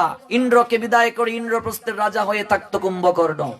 এই জন্য বাক দেবী জিহ্বাতে থাকেন, কিন্তু সেখানে যদি অহংকার থাকে, আমি মরব না, এই অহমিকা ভাব থাকে, তাহলে কৌশলে ভগবান কিংবা বিভিন্ন দেবী তারা কিন্তু আমাকে আপনাকে এই বর প্রদান করবেন না, কারণ দেবতারাও জগতের বুকে অমর না, তাদেরও মৃত্যু আছে। এমনকি ব্রহ্মারও মৃত্যু আছে। ব্রহ্ম ভুবনাথ লুকা পুনঃ আবর্তিন অর্জুন মামুপেত্ত তুকন্তেয় পুনর্জন্ম ন বিদ্যতে। অষ্টম অধ্যায় অক্ষর ব্রহ্মযুগের শিলানাংশ্লোক। ব্রহ্মারও একদিন মৃত্যু আছে। হিরণ্যকশিপু মৃত্যুকে জয় করার কত চেষ্টা করেছিল, ব্রহ্মার কটুর থেকে কটুর আরাধনা করেছিল। অগ্নিকে প্রজ্বলিত করে মাথাকে নিচের দিকে দিয়ে, পা দুটো উপরের দিকে দিয়ে কঠিন থেকে কঠিন আরাধনা করলো ব্রহ্মার। ইন্দ্র স্বয়ং ভয় পেয়ে গিয়েছিল যে হিরণ্যকশিপু যে পরিমাণে সাধনা করছে, যদি ইন্দ্রত্ব গ্রহণ করে নেয়। বরুণ ভয় পেয়ে খেপে গিয়েছিল, তার ধ্যান ভাঙ্গাতে হবে। সূর্য প্রচুর পরিমাণে তাপ বাড়িয়ে দিল তার ধ্যানকে ভাঙ্গার জন্য। কত দেবতারা ছলনা করলো, কিন্তু সাধনায় একাগ্রতা হিরণ্যকশিপুর। ব্রহ্মা সাক্ষাৎ দিতে বাধ্য হলেন, কেন ডাকছো পুত্র? আমাকে অমরত্বের বর প্রদান করুন ব্রহ্মদেব। ব্রহ্মা হেসে এসে বলছেন, পুত্র আমি নিজেই তো অমর না, আমারও মৃত্যু আছে, তোমাকে কি করে অমরত্বের বর দেব? হিরণ্যকশিপু ভাবছেন হয়তো অমরত্বের বর দেওয়ার সামর্থ্য আছে, কিন্তু ব্রহ্মা দিচ্ছেন না, তাই কৌশলে বরটাকে আদায় করে নিতে হবে। অমরত্বের বর ছাড়া তুমি যে বর আমার কাছে চাইবে সব তোমায় দেব। যদি সব আপনি আমাকে প্রদান করেন, তাহলে আপনি আমাকে এই বর প্রদান করুন, যেন কোনো দেবতাদের দ্বারা আমার মৃত্যু না হয়। তথাস্তু। কোন অসুরের দ্বারা যেন আমার মৃত্যু না হয়। তথাস্তু। কোন মনুষ্যের দ্বারা যেন আমার মৃত্যু না হয়। তথাস্তু। কোন পশু পাখির দ্বারা যেন আমার মৃত্যু না হয়। তথাস্তু। হিরণ্যকশিপু জানেন, ভগবান যদি কোনো পশু পাখির রূপ ধারণ করে আসেন, হিরণ্যাক্ষকে তো বধ করলেন বরাহ অবতার রূপে, অর্থাৎ হিরণ্যকশিপুর ছোট ভাইকে। বরাহ মানে কি? শূকর। তাহলে যে কোনো পশু বা পাখির রূপ ধারণ করে ভগবান আসতে পারেন? তাই এমন বর চাইতে হবে পশু পাখির দ্বারাও যেন আমার মৃত্যু না হয়। ব্রহ্মা বলেন, তথাস্তু। আরো কিছু চাই? হ্যাঁ ব্রহ্মদেব, আরো রয়েছে। বলো কি চাই? কোন অস্ত্রের দ্বারা যেন আমার মৃত্যু না হয়। তথাস্তু। ঊর্ধ্ব আকাশে যেন আমার মৃত্যু না হয়। তথাস্তু। পাতালে যেন আমার মৃত্যু না হয়। তথাস্তু। এই ভূমিতে যেন আমার মৃত্যু না হয়। তথাস্তু। আরো কি আছে হিরণ্য? আছে ব্রহ্মদেব। দিনে যেন আমার মৃত্যু না হয়। তথাস্তু। রাতে যেন আমার মৃত্যু না হয়। তথাস্তু। ঘরে যেন আমার মৃত্যু না হয়। তথাস্তু। বাহিরে যেন আমার মৃত্যু না হয়। তথাস্তু। তাহলে মৃত্যুটা হবে কোথায় বলুন তো? দিনে মৃত্যু হবে না, রাতে মৃত্যু হবে না, ঘরে মৃত্যু হবে না, বাহিরে মৃত্যু হবে না। দেবতা, অসুর, রাক্ষস, যক্ষ, দক্ষ, পশু পাখি, মনুষ্য, কারো দ্বারা মৃত্যু হবে না। পশু পাখি দ্বারাও না, অস্ত্রের দ্বারাও মৃত্যু না। শূন্যাকাশে মৃত্যু হবে না, ভূমিতে মৃত্যু হবে না, পাতালে মৃত্যু হবে না। আরো কোনো বর আছে হিরণ্য? হিরণ্য মনে মনে ভাবছে, দেখি আর কোনো কিছু আছে কিনা। না না ব্রহ্মদেব, আর কোনো বর নেই। তাহলে আমি যাই? আজ্ঞে, আপনি আসুন। বর পেয়ে হিরণ্যকশিপু ভাবছেন, তাহলে তো আমার মৃত্যু নেই, আমি তো অমর। প্রথমেই স্বর্গরাজ্য আক্রমণ করে ইন্দ্রকে আসন থেকে বের করে দিলেন। বের হও, এই স্বর্গের আধিপত্য এখন থেকে আমি করব। লোককে অধিকার করলেন। ভগবান বিষ্ণুর যেখানে চিত্রপট আছে সরিয়ে তার চিত্রপট বসিয়ে দিলেন। ওম নমো ভগবতে বাসুদেবায় আজ থেকে কেউ জপ করতে পারবে না, সবাই ওম নমো হিরণ্যকশিপায় নমো বলে জপ করবে আদেশ করলেন। কয়েকদিনের ক্ষমতা আমরা দেখি, তাতেই যা কিছু হয়। আর চিরজনমের যদি ভগবান কাউকে ক্ষমতা দিয়ে দিত, কি হতো অবস্থা বাবা সংসারে? মৃত্যু যদি কারো না হতো, বৃদ্ধ যদি কেউ না হতো সংসারের বুকে, কি হতো অবস্থাটা? হিরণ্যকশিপু ভাবলেন আমি অমর, জগতে আমার মৃত্যু নেই। এত অত্যাচার শুরু করলেন প্রজাদেরকে। দেবতারা ক্রন্দন করছেন ভগবানের কাছে গিয়ে। ভগবান বলছেন ওই হিরণ্যকশিপুকে আমি বধের ব্যবস্থা করছি। রাজ্যের কোন জায়গায় যদি আমার কোন ভক্তকে পাঠাই তাহলে তো সে মেরে ফেলতে পারে, তাই আমি তার গড়েই আমার এক ভক্তকে পাঠাবো, কারণ পিতা তো সহজে পুত্রকে মারতে পারবে না। তো ভগবান তো সবই জানেন, কিন্তু জগৎকে শিক্ষা দেওয়ার জন্য এই কথাটা বললেন। কিন্তু তার পুত্র হিরণ্যকশিপুর পুত্র প্রহ্লাদ রূপে যিনি আসলেন, সেই প্রহ্লাদকেও তিনি মারতে চাইলেন। ভাবা যায় কতটা অসুর! তিনি কি পিতা, না পিতা নামে কুপিতা? ভেবে দেখুন। সাগরে পাথর বেঁধে বুকের মাঝে ফেলা হলো প্রহ্লাদকে, হাতির পায়ের নিচে পেষ্টন করা হলো, বিষাক্ত সাপ দ্বারা চুবল দেওয়ানো হলো, অগ্নিকণ্ডে নিক্ষেপ করা হলো। এগুলো অনেক প্রহ্লাদের চরিত কথা, কয়েকদিন আলোচনা করলেন না করলে বোঝা যাবে না। তারপর পাগলা হাতির পায়ের নিচে পেষ্টন করানো হলো, বিষ খাওয়ানো হলো। এত এত শাস্তি দেওয়ার পরও যখন মারা সম্ভব হয় নাই, তখন সেই হিরণ্যকশিপু প্রহ্লাদকে কাছে টেনে নিয়ে বললেন, পুত্র, কে তোমায় রক্ষা করে? পুত্র, তোমাকে পাগলা হাতির পায়ের নিচে পেষ্টন করালাম, অগ্নিকুণ্ডে নিক্ষেপ করালাম, বুকের মাঝে পাথর বেঁধে সাগরে নিক্ষেপ করলাম,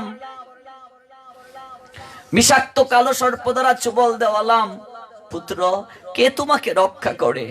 পিতা শ্রী ভগবান শ্রী হরি, তিনি সর্বত্র আছেন। পুত্র, ওই হরি যে আমার শত্রু হয় রে, আজ থেকে তুই আর ওর নাম করবি না, ও যে আমার শত্রু হয়।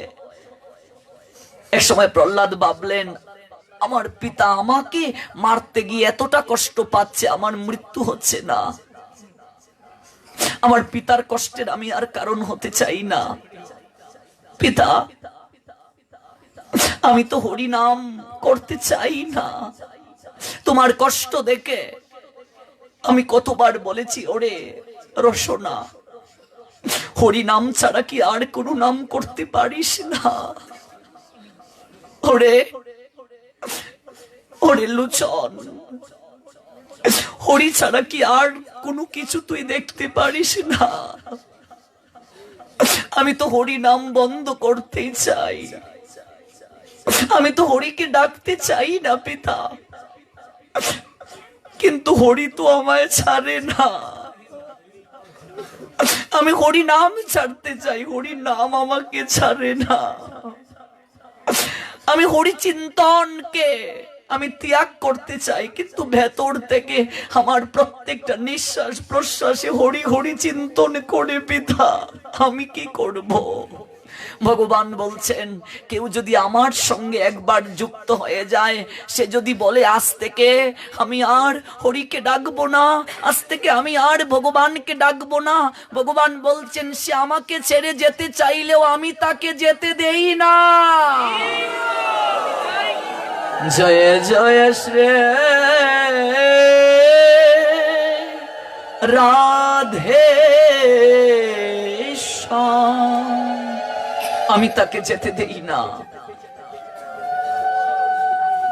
তুই হরি নাম ছাড়তে পারিস না? হরি সব জায়গায় আছে।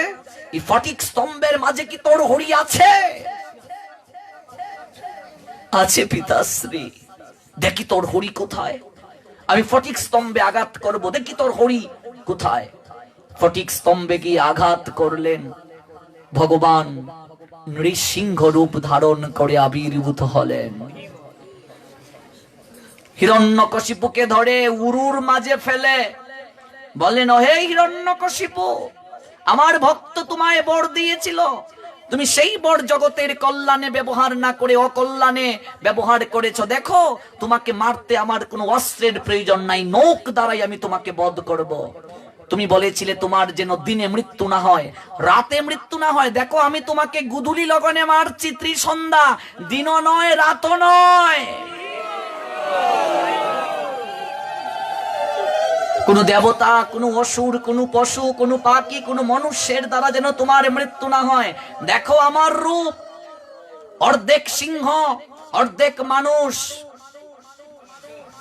আমার ভক্তের সম্মানও থাকলো, আমি তোমাকে বধ করছি। তুমি বলছো মৃত্তিকায়, ভূমিতে যেন মৃত্যু না হয়, আকাশে যেন মৃত্যু না হয়, পাতালে যেন মৃত্যু না হয়, তাই আমি তোমাকে উরুর মাঝে রেখে মারছি।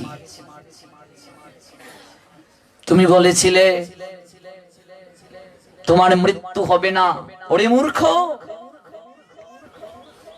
এই জগৎ সংসারে আমি মানুষকে সৃষ্টি করে পাঠিয়েছি আমার আরাধনা করার জন্য রে। আর এই কয়েকদিনের পরমায়ু পেয়ে ওরা নিজেকেই কর্তা ভেবে সংসারে বসে আছে।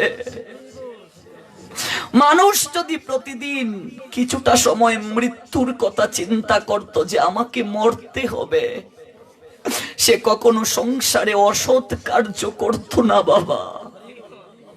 মানুষ যদি প্রতিদিন কিছুটা সময় হলেও মৃত্যুর কথা চিন্তা করত, আমাকে মরতে হবে, স্রষ্টাকে আরাধনা না করে মানুষ থাকতে পারত না। কারণ দিন থেকে রাত পর্যন্ত যে ভূতের মতো তুমি পরিশ্রম করছো, গাদার মতো খাটছো, ওই চুগ বুঝলে সুচাগ্র পরিমাণ মেদিনীও সঙ্গে নিয়ে যেতে পারবে না। লজ্জা নিবারণের কাপড়টা জগতে আমরা নিয়ে আসিনি, যাব যেদিন কাপড়টাও রেখে যেতে হবে।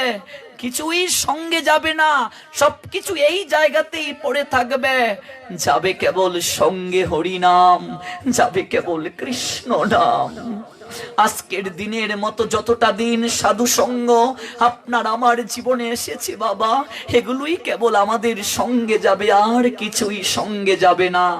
ধর্মরাজ যমের দুইটা চর, একজন চিত্রগুপ্ত, একজন বিচিত্রগুপ্ত, একজন ভালো কিছু লিখছেন আর একজন মন্দ কিছু লিখছেন।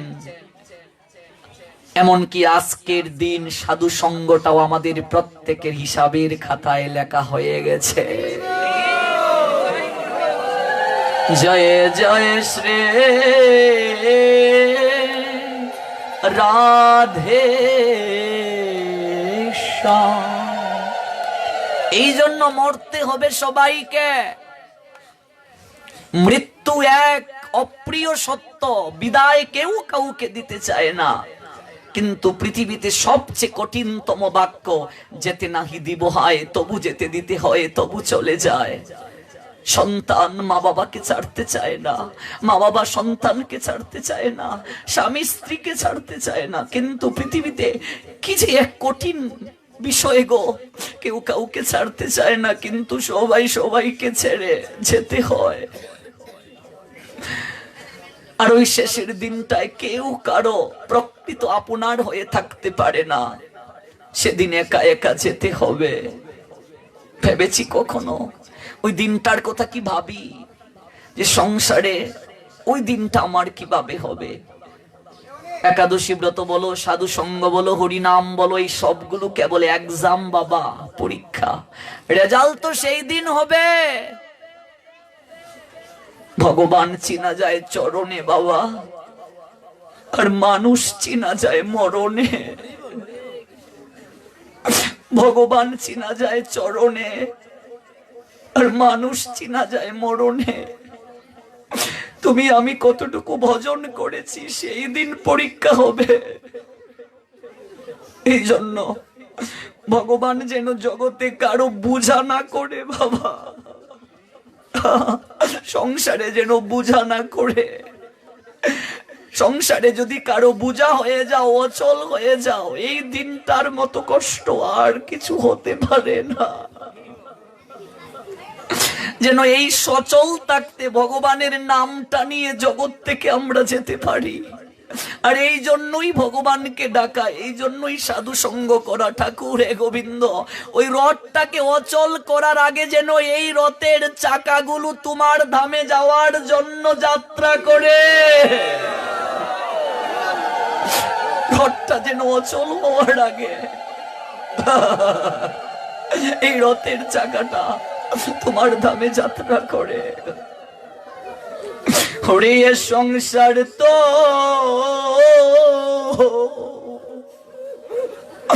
চলো না মই রে,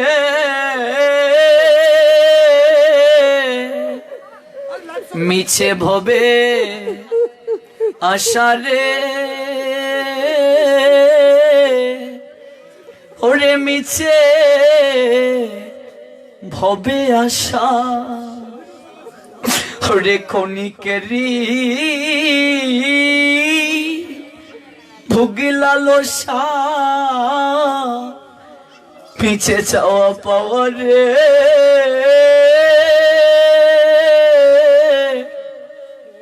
ওরে মিছে চাওয়া পাওয়া। সেদিন একা একা উড়ে যেতে হবে,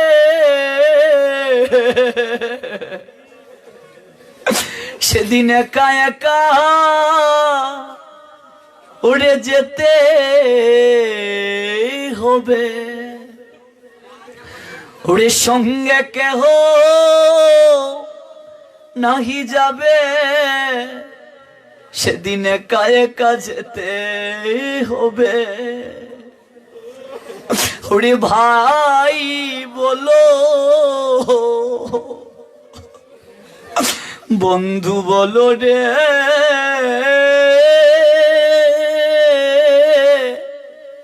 ভবে কেউ তো কারণ। ওরে ভাই বলো, বন্ধু বলো রে, ভবে কেউ তো কারো নয়, কেবল ক্ষণিকারি ভুগিলালসা, মিছে পরিচয়। ভেবে দেখো বাবা, মরলে একদিন কাঁদবে, দুদিন কাঁদবে, তারা 3 দিন পড়ার কাঁদবে না রে। এই বাড়িতে আমরা আজ আলোচনা শুনছি। আচ্ছা বলুন তো, এই বাড়ির গৃহকর্তার যিনি দাদা, তাকে কয়দিন তারা মনে করে? কিন্তু এই পরিবারে কি তার অবদান নেই বাবা? সংসারে যে এত কিছু করে যাচ্ছি আমরা, আজকে যদি চোখটা মুছি গো, কালকে কেউ মনে রাখবে না। শ্রাদ্ধ বাসরে মনে করো তুমি তোমার বাবার পিণ্ড দিচ্ছ, ওই শ্রাদ্ধ বাসরে এসে বাবা যদি হাজির হয়ে যায়, আমরা কি তাকে বাবা বলে জড়িয়ে ধরবো না ভূত বলে দৌড়ে পালাবো?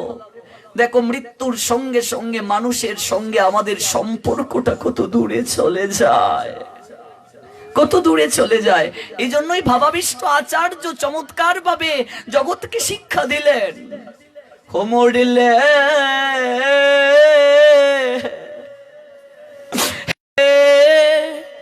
মাসে মাসে বছর রে, ওরে এমন একদিন সময় আসবে, ভুল করেও কেউ তোমার নামটি ভবে আর স্মরণ করবে না। কালের গর্বে আমি তুমি হারিয়ে যাব, এইভাবে আমাদের পূর্বপুরুষরাও হারিয়ে গিয়েছেন। হ্যাঁ, মনে কি করি, হয়তো পিতৃপক্ষে কোনো এক সময় একটু জল তাদের উদ্দেশ্যে প্রেরণ করি, কিন্তু তারা হারিয়ে গেছেন। আমিও একদিন হারিয়ে যাব, তুমিও একদিন হারিয়ে যাবে। এই বাতাস বইবে বাবা, সূর্য উদিত হবে, চন্দ্র উদিত হবে, পাখি ডাকবে, প্রজাপতি উঠবে, ফুল ফুটবে। এই পৃথিবী যেমন আছে তেমনই থাকবে, থাকবো না শুধু আমি আর তুমি। জয় জয়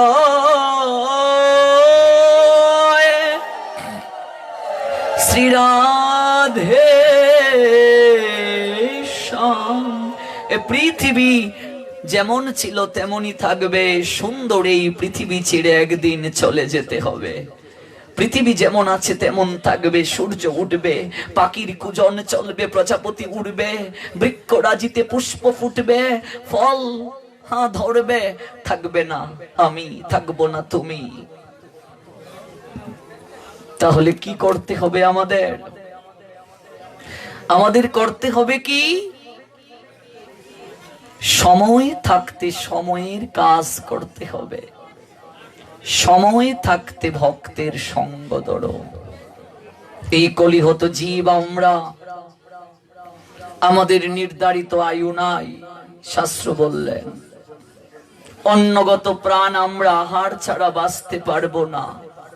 জুনিগত মন আমাদের বাবা, কামনা পা থেকে মাথা পর্যন্ত।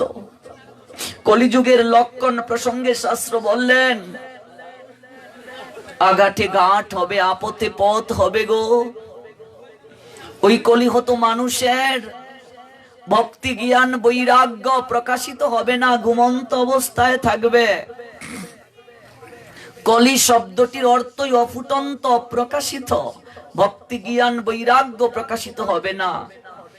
ওই কলিযুগের ধর্মের 4টা পার মাঝে 3টা পা ভেঙে গেছে। একটা পা নিয়ে কোন ক্রমে ধর্ম চলছে নড়বড়ে। 100 জনের মাঝে 75 জন অসুর প্রকৃতির কলিযুগে ধর্মের বিরুদ্ধে ধর্ম পালন করেন, আর 25 ভাগ কেবল আপনাদের মতো ভক্ত বৈষ্ণব, যারা ধর্মকে যাজন করতে চায়, যারা সাধু সঙ্গ করতে চায়। আর 75 জন অসুর প্রকৃতির কলিযুগে, আর 25 ভাগ আপনাদের মতো ভক্ত বৈষ্ণব। এই কলিহত জীব কি করে ভগবানের কৃপা পাবে? কি করে তারা উদ্ধার পাবে? কারণ তাদের অন্নগত প্রাণ, জুনিগত মন, বুদ্ধি কম, সহনশীলতা কম, স্মরণ শক্তি তাদের নেই বললেই চলে। ব্রহ্মচর্য ব্রত পালনেও তারা অসমর্থ। ওরা কি করে ভগবানের চরণ পাবে? এই কথা আমরা শুনবো ধীরে ধীরে। তো আমরা পেলাম কলিযুগের স্থায়িত্ব 4,32,000 বছর, দাপর যুগের স্থায়িত্ব 8,64,000 বছর, ত্রেতা যুগের স্থায়িত্ব 12,96,000 বছর, আর সত্য যুগের স্থায়িত্ব 17,28,000 বছর। এই 4টা যুগকে যোগফল করেন, 17,28,000 যুগ 12,96,000 যুগ 8,64,000 যুগ 4,32,000 সমান 43,20,000। এইভাবে প্রায় 20,05,000 বছর আগে মনু তার পুত্র এবং শশাগড়া পৃথিবীর অধীশ্বর রঘুবংশের জনক ইক্কাকুকে গীতার জ্ঞান দান করেছিলেন। আনুমানিক 20 মধ্যে 12,04,00,000 বছর অতিবাহিত হয়ে গেছে। আমরা যদি মনে করি মনুর জন্মের সময় ভগবান কৃষ্ণ এই গীতার জ্ঞান দান করেছিলেন, তাহলেও বলা যায় গীতা প্রায় 12,04,00,000 বছর আগে, এবং মানব সমাজে এই জ্ঞান প্রায় 20,00,000 বছর ধরে বর্তমান। যেহেতু এই গীতাটাই দেওয়া হয়েছে, তার তত্ত্ব আছে Shrimad Bhagavad Gita as it is, অর্থাৎ যথাযথ, 4th অধ্যায় জ্ঞান যুগ 1 নং শ্লোকের তাৎপর্য, পৃষ্ঠা 238 এবং 239। এই গীতার জ্ঞান কিভাবে ছিল? এই গীতার জ্ঞান ছিল বাবা রাজর্ষিদের মাধ্যমে, গুরু পরম্পরা ক্রমে। এই তত্ত্ব কোথায় আছে? 4th অধ্যায় জ্ঞান যুগের 2 নং শ্লোকে, এবং পরম্পরা প্রাপ্ত মিমম রাজর্ষয় বিদুহ। রাজর্ষিদের মাধ্যমে প্রাপ্ত হয়ে আসা জ্ঞান গুরু পরম্পরা ক্রমে ছিল, কিন্তু এক সময় সেই পরম্পরা নষ্ট হয়ে যায়। But in course of time the succession was broken. Succession means পরম্পরা, পরম্পরা নষ্ট হয়ে যায়, and therefore the science as it is appears to be lost. আমরা এই অপ্রাকৃত জ্ঞান হারিয়ে ফেলি। কালেন ইহ মহতা যুগ নষ্ট পরন্তপ। আমি শ্লোকগুলো অনেকটা ইংলিশেও বলছি, কারণ এই ইন্টারনেটের মাধ্যমে বাংলা ভাষাভাষী ছাড়া অন্যান্য দেশ থেকেও ভক্তরা শুনছে। সকালীন ইহ মহতা যুগ নষ্ট Parantapa, but in course of time the succession was broken and therefore the science as it is appears to be lost. শয়েব পরের শ্লোকে ভগবান বলছেন, অয়ম ময়াতে অদ্য যুগ প্রুক্ত পুরাতন ভক্ত অসীমে সকা চহিতি রহস্যম হি এতদুত্তমম। কিন্তু এই অপ্রাকৃত গীতার জ্ঞান পরম্পরা নষ্ট হয়ে যাওয়ার পর আমরা যখন হারিয়ে ফেলি, ভগবান এই গীতার জ্ঞান পুনরায় অর্জুনকে উদ্দেশ্য করে জগতের সবাইকে দান করার জন্য মনস্থ করলেন। কারণ ভগবান বলছেন, whenever there is a decline in religious practice or descendant of Bharat and predominant rise of religion, at that time I descend myself. চতুর্থ অধ্যায় জ্ঞান যুগ ৮ নং শ্লোক এবং ৭ নং শ্লোক, ৭-৮ নং শ্লোক। এটা সংস্কৃতে ইয়াদা ইয়াদা হি ধর্মস্য গ্লানির ভবতি ভারত। সংস্কৃতে অন্তস্থ জোর উচ্চারণ ওয়াই এবং অন্তস্থর মাঝামাঝি হয়। বাংলা ব্যাকরণে আপনি যদি উচ্চারণ করেন যদা যদাহি, আর সংস্কৃতে ইয়াদা ইয়াদাহি। সংস্কৃতে অন্তস্থর উচ্চারণ ওয়াই অন্তস্থর মাঝামাঝি হয়। ইয়াদা ইয়াদাহি ধর্মস্য গ্লানির ভবতি ভারত, অভ্যুত্থানাম অধর্মস্য তদাত্মানাম সৃজামি অহম, পরিত্রাণায় সাধুনাম বিনাশায় চ দুষ্কৃতাম, ধর্ম সংস্থাপনার্থয় সম্ভবামি যুগে যুগে, to daily but pious and to annihilate the miscreant as well as reestablish the principle of religion.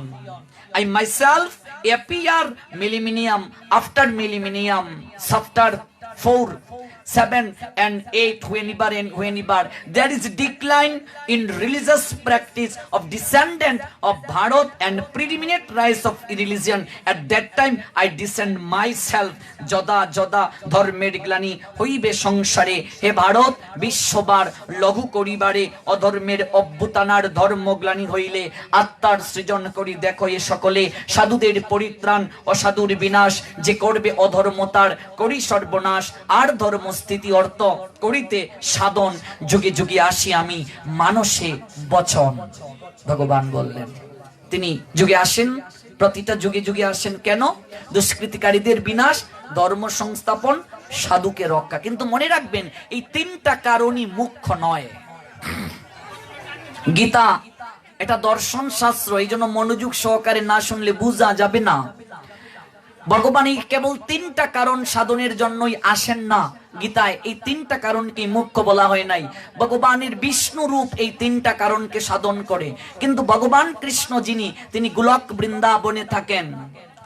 ভগবান জগতের বুকে যখন আসেন, মূলত তার জন্ম নাই, কর্ম নাই, জন্ম কর্ম দিব্য।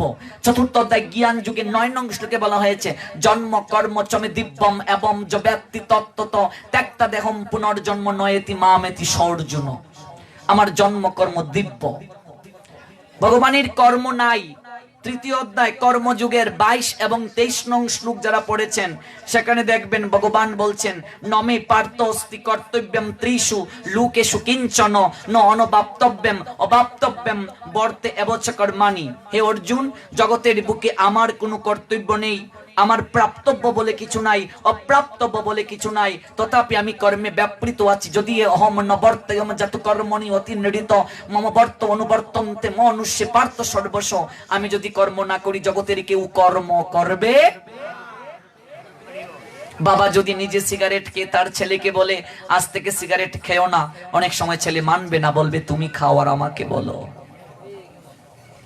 তাহলে ভগবান তার জগতে কর্ম নাই, কিন্তু এই আমাদের মতো অবাধ্য সন্তানদেরকে শিক্ষা দেওয়ার জন্য, বাধ্য করার জন্য, প্রকৃত পথকে দেখিয়ে দেওয়ার জন্য ভগবান উপর থেকে কৃপা করে নিচে নেমে আসেন। ভগবান করুণায় নামেন বাবা। মানুষ উপরে উঠে সাধনায়, এই জায়গা থেকে এই জায়গায় উঠতে অনেক সাধনা করতে হয়েছে। মানুষ উপরে উঠে সাধনায়, ভগবান নেমে আসেন করুণায়। আরু বয়ের মিলন হয় প্রেম যমুনায়। জয় জয় নিতাই গৌর সীতানাথ প্রেমানন্দে, হরি হরি বল মন, জয় জয় শ্রী রাধে শ্যাম। মানুষ উপরে উঠে সাধনায়, ভগবান নেমে আসেন করুণায়, আরু বয়ের মিলন হয় প্রেম যমুনায়। তাহলে ভগবান কেন আসেন? উত্তর দিচ্ছেন ভগবান তৃতীয় অধ্যায় কর্মযোগ 21 নং শ্লোক, যত যত আচরতি শ্রেষ্ঠ তত্তৎ এব ইতর জনঃ সযত প্রমাণম কুরুতে লোক তৎ অনুবর্ততে। ভগবান কেন আসেন? যত যত আচরতি শ্রেষ্ঠ তত্তৎ এব ইতর জনঃ সযত প্রমাণম কুরুতে লোক তৎ অনুবর্ততে। সে what when ever action great man performs, whatever action a great man performs, common man follow. শ্রেষ্ঠ ব্যক্তিগণ যা করে সাধারণ মানুষ তাকে অনুকরণ করে। whatever action a great man perform, common man follow. সাধারণ মানুষ তাকে অনুকরণ করে। and whatever standards he sets up exemplary etc and the world's pursue, তিনি যা জগতের বুকে প্রুভড করে যান, প্রমাণ করে যান বা এক্সাম্পল রেখে যান, সমস্ত বিশ্ব, ওয়ার্ল্ড মানে বিশ্ব, অল ওয়ার্ল্ড পারসু, তাকে অন্বেষণ করে, তাকে অনুসরণ করে। মহাপ্রভু দেখিয়ে দিলেন আপনি আচরে প্রভু জীবেরে শেখায়, আপনি না আচরিলে জীবকে শেখানো না যায়। ভগবান নিজে আচরণ করে জগৎ জীবকে শিক্ষা দেওয়ার জন্য তিনি জগতের বুকে আসেন। তবে মনে রাখতে হবে, ভগবান যখন জগতের বুকে আসেন তার জন্মটা আমাদের মতো সাধারণ মানুষের মতো না। তিনটা পার্থক্য, এগুলো অনেক কথা। এই জন্য গীতা আজকাল সারা বাংলাদেশে ঘুরে বেড়াই, 64 জেলায় সব জায়গায় ঘুরে বেড়াচ্ছি এই আমার অল্প বয়সের জীবনে। কিন্তু সবচেয়ে দুঃখের কথাটা হচ্ছে আমরা গীতার আলোচনা করতে গিয়ে আমরা লীলা কথাগুলোকে বলে বলে কাটিয়ে দেই।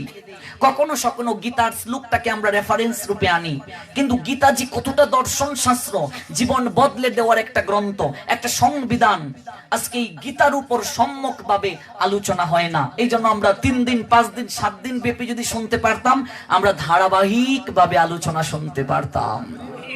ধারাবাহিক ভাবে না শুনলে কিচ্ছুটি আমরা বুঝবো না। আমরা খুবই সংক্ষেপে গীতার আবির্ভাবটা একটু স্পর্শ করছি। ওই আবির্ভাব স্পর্শ করতেও দেখুন কত শাখায় যেতে হচ্ছে, উপশাখায় যেতে হচ্ছে, আর একটার সঙ্গে আরেকটা লিঙ্ক রয়েছে। ভগবান জগতের বুকে যখন আসেন, 3টা পার্থক্য সাধারণ মানুষ থেকে। প্রথম পার্থক্য হচ্ছে জানার পার্থক্য, ডিসক্রিমিনেশন না, জানার পার্থক্য। জানার পার্থক্যটা কি? মানুষ এবং ভগবান অনেকবার জগতে আসেন। মানুষ আসে তার কর্মফলকে ভোগ করার জন্য। বিষ্ণু পুরাণ কেউ যদি পড়ে থাকেন দেখবেন, বিষ্ণু পুরাণ একটা শ্লোক আছে, জলজানব লক্কানি স্থাবর লক্ষ বিংশতি ক্রিময় রুদ্র শঙ্খ কাপক্কি নাম 10 লক্ষ নাম 30 লক্ষ জ্ঞানী পশব জন্ম 4 লক্ষানি মানবা।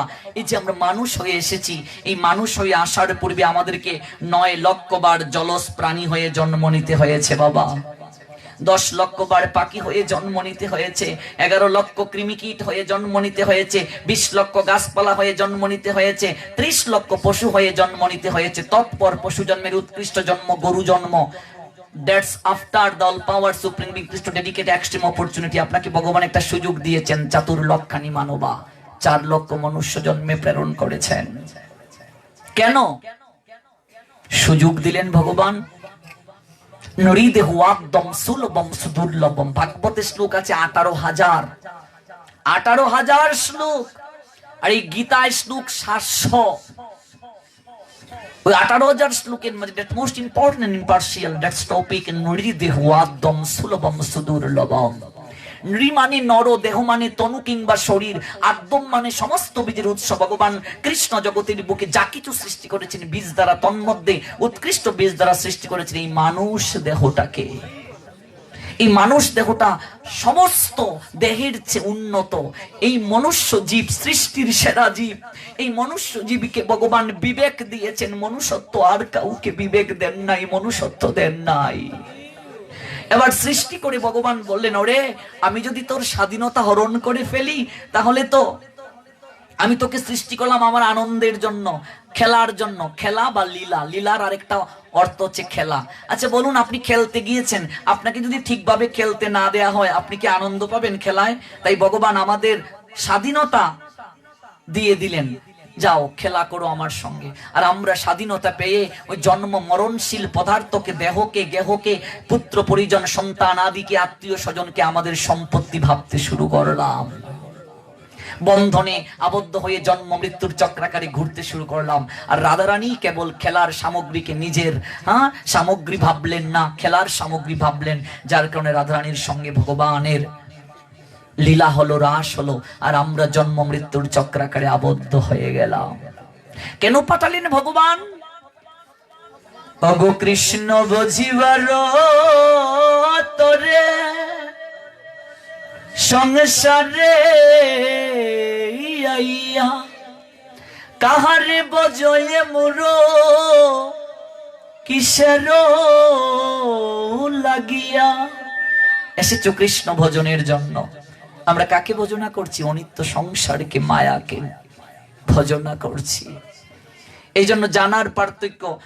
মানুষ আসে কর্মফল ভোগের জন্য। সংসারে আমরা যারা এসেছি সবাই আমরা অপরাধী, আমি সহ। অপরাধ এবং পাপটাকে ভোগের জন্য এসেছি বাবা। সংসারে যে যতদিন বেশি থাকবে তার শাস্তি তত বেশি। আচ্ছা বলুন তো, এখানে কেউ কি প্রকৃতপক্ষে সুখী আছেন? থাকলে একটু হাতটা তুলুন, একটু প্রণাম করতে চাই। কেউ নাই। আপনি চিরসুখী। এই যে চিরসুখী, আপনাকে অসংখ্য ধন্যবাদ, প্রণাম আমার। আপনি চিরসুখী। এই যে চিরসুখী, এই ভাবটা তখনই আসবে যখন আপনি ভাববেন এই জগৎ সংসারে আমার কিছু নাই, গোবিন্দ সব তোমার। নিজের বলে আমার আর কিছু নাই। দেখবেন আপনার দায়িত্বও নাই, তখন আপনার চিন্তাও নাই। মানে অপমানে যে সমভাবাপন্ন, শীতে উষ্ণে যে সমভাবাপন্ন, সুখে দুঃখে যে একই ভাবাপন্ন, যার মানও নাই, যার সম্মান অপমান বলে কিছু নাই, সবকিছু সমান। এই সংসারে যার সবকিছু থেকেও কিছু নাই, এই ভাবনাটা স্থিতপ্রজ্ঞ ব্যক্তির আছে। আর স্থিতপ্রজ্ঞ ব্যক্তি কেবল সংসারে সুখী। সারা জগৎ ঘুরে খুব কম সংখ্যক লোকই পাওয়া যায় যারা সুখী। তার মানে আমরা কোনো না কোনো দুঃখে আছি, হয় শারীরিক দুঃখ, নয় মানসিক দুঃখ। পৃথিবীতে সব মানুষই দুঃখী কোনো না কোনো ক্ষেত্রে, কারণ সংসারটাই দুঃখ লয় বাবা। এখানে দুঃখ ভোগের জন্যই আমরা আসছি। আমরা যদি সুখী থাকতাম, আমরা যদি কৃপার অধিকারী হতাম, ভগবানের কাছেই তো থাকতাম, তাহলে আমাদের পতন হয়ে জগতে কেন আমাদের আসা হলো? ভেবে দেখো কতটা উপরে ছিলাম আর কোথায় নামলাম আমরা। এটাকে জম্বুদ্বীপ বলে। কত নাম্বার জায়গায় আসলাম, কত উপরে ছিলাম বাবা। উপরে ওঠা অনেক কঠিন, নিচে নামাটা খুবই সহজ। ওই জায়গা থেকে উপরে যাওয়া কতটা কষ্ট বাবা। সাধনা, সাধনা ছাড়া সম্ভব নয়। মানুষ আসে কর্মফল ভোগের জন্য, আর মানুষ যখন আসে পূর্বের সমস্ত ঘটনা সে ভুলে যায়। আমরা গত জন্মে কি ছিলাম কেউ বলতে পারবো? গত জন্মের কথা বাদ দিন, গতকাল এই সময়ে কি করেছিলাম, কি ভেবেছিলাম বলতে পারবো না। কিন্তু ভগবান যখন আসেন তখন তিনি সমস্ত কথা মনে রাখেন। চতুর্থ অধ্যায়ের 5 নং শ্লোকটা যারা পড়েছেন, হে অর্জুন, তোমার আমার বহুবার জন্ম হয়েছে, তুমি সমস্ত কিছু ভুলে গিয়েছো, আমার সব মনে আছে। ভগবানের সব মনে থাকে। কিছু কিছু জাতিস্বর ব্যক্তি পাওয়া যায়, পুণ্যাত্মা, ওরা পূর্বজন্মের কথা বলতে পারে। গান্ধারী 50 জন্মের কথা বলতে পারতেন, মহামহিম বিশ্ব 100 জন্মের কথা বলতে পারেন, কিন্তু ওদের সঙ্গে তো আমাদের তুলনা দিলে হবে না বাবা। সাধারণ মানুষ সেটা ভুলে যায়। এটা হচ্ছে একটা পার্থক্য, জানার পার্থক্য। দ্বিতীয় পার্থক্য জন্মের পার্থক্য বাবা। আমরা জগতে আসি পিতামাতার মিলনে, মায়ের গর্ভ থেকে, আর ভগবান পিতামাতার মিলনে আসেন না। তার জন্মটা দিব্য, তিনি মায়ের কুলে আবির্ভূত হন। কি সুন্দর কথা! এগুলো যদি বিস্তারিত শুনতে পারতাম, কত কিছু যে জানতে পারতাম। আমরা ধর্মের কিছুই জানি না বাবা, কিছুই না। আমরা গীতা পাঠ যখন করি একটু শ্লোক দেখে দেখে একটু বলে যাই, লাইন বলে যাই, অনেকের ব্যাখ্যা করার সৌভাগ্য থাকে না। এই জন্য এইভাবে যদি আমরা আলোচনা শুনতে পারতাম, কবে আমাদের জীবন পরিবর্তন হয়ে যেত, ভগবানকে জানতে পারতাম। ধর্মটাকে অপশনাল সাবজেক্ট আমরা অনেকেই বানিয়ে ফেলছি, ধর্মের কিছুই জানি না আমরা। মাস্টার্স কমপ্লিট করুয়া 100 ছেলেকে জিজ্ঞেস করে দেখো গীতার শ্লোক বলার জন্য, 99 জন ছেলেই গীতার শ্লোক বলতে পারে না। এর চেয়ে দুঃখ আর হতে পারে? ধার্মিক মুসলমানদের দিকে থাকা, ওরা কোরআন তেলাওয়াত যে কেউ করতে পারে, কিন্তু আমাদেরকে গীতা পাঠের জন্য ডাকলে আমরা কোথায় গিয়ে যে মুখ লুকাবো, লজ্জা নিবারণ করব? কারণ আমরা পড়ি না। ঠাকুর ঘরে প্রত্যেকের ঘরে গীতা আছে, কারো ঘরে একটু বড়, কারো ঘরে ছোটি গীতা। প্রতিদিন চন্দন চর্চিত করে তুলসী পত্র দিতে দিতে গীতার উপরে চট লেগে যায়, ভেতরে কি আছে খুলেই দেখে না, খুলে দেখে না। অনেকে দেখবেন আবার মরার পরে মৃতদেহের বুকের মাঝে গীতা দিয়ে বলো হরি হরি বল বলে শ্মশানে নিয়ে যায়। বাবা, মরা বেটার বুকের মাঝে গীতা দিয়ে কি হবে?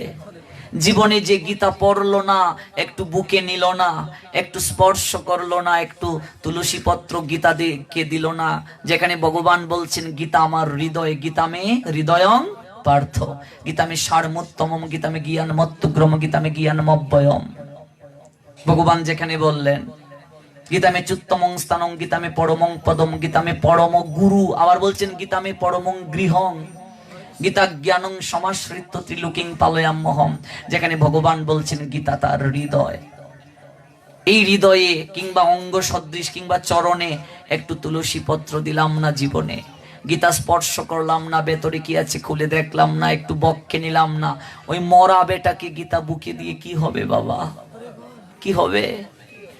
যে মরা লাশটাকে স্পর্শ করলে আমাকে তোমাকে স্নান করতে হয় বাবা, আর এই পবিত্র ধর্মগ্রন্থ তার বুকে কি করে আমরা দেই? কতটা অজ্ঞান দেখো আমরা, যে জীবনে গীতা স্পর্শ করলো না, মরার পরে ওই গীতা দিলে তো আরো অকল্যাণ হবে।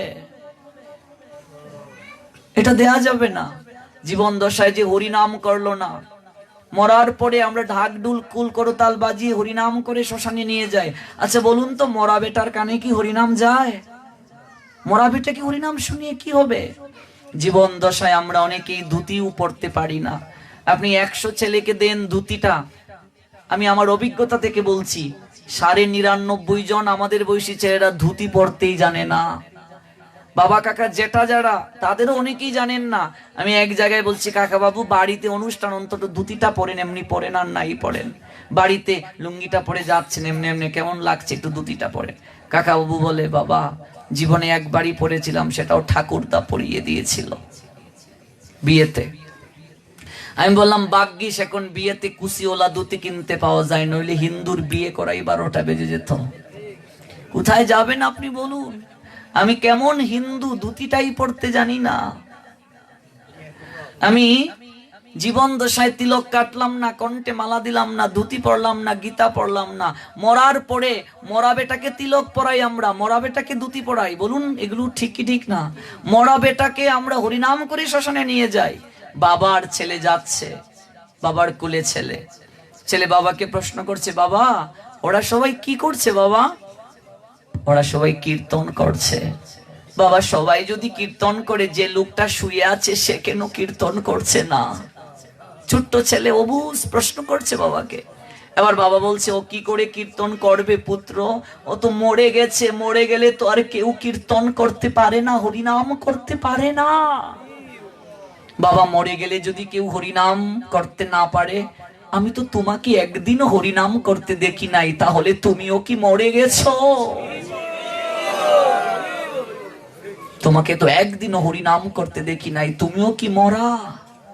আচ্ছা আর কে মাটিতে পড়লো? বাবা পুত্র কি কথাটা বললে রে, এই জায়গাটাতে বড় আঘাত লাগলো। ঠিকই তো রে বাবা, আমরা জীবনে কীর্তন করি না, মরার পরে কীর্তন শোনালে কি হবে পুত্র? কি হবে? কারণ মরা বেটা ও তো কানে শুনে না, আত্মা তো চলেই গিয়েছে, ওই আত্মাকেই তো হরিনাম শোনাতে হয়। তুই আমার জ্ঞান চক্ষু খুলে দিলে রে বাবা, তুই আমার ছেলে হয়েও জ্ঞান চক্ষু খুলে দিলে।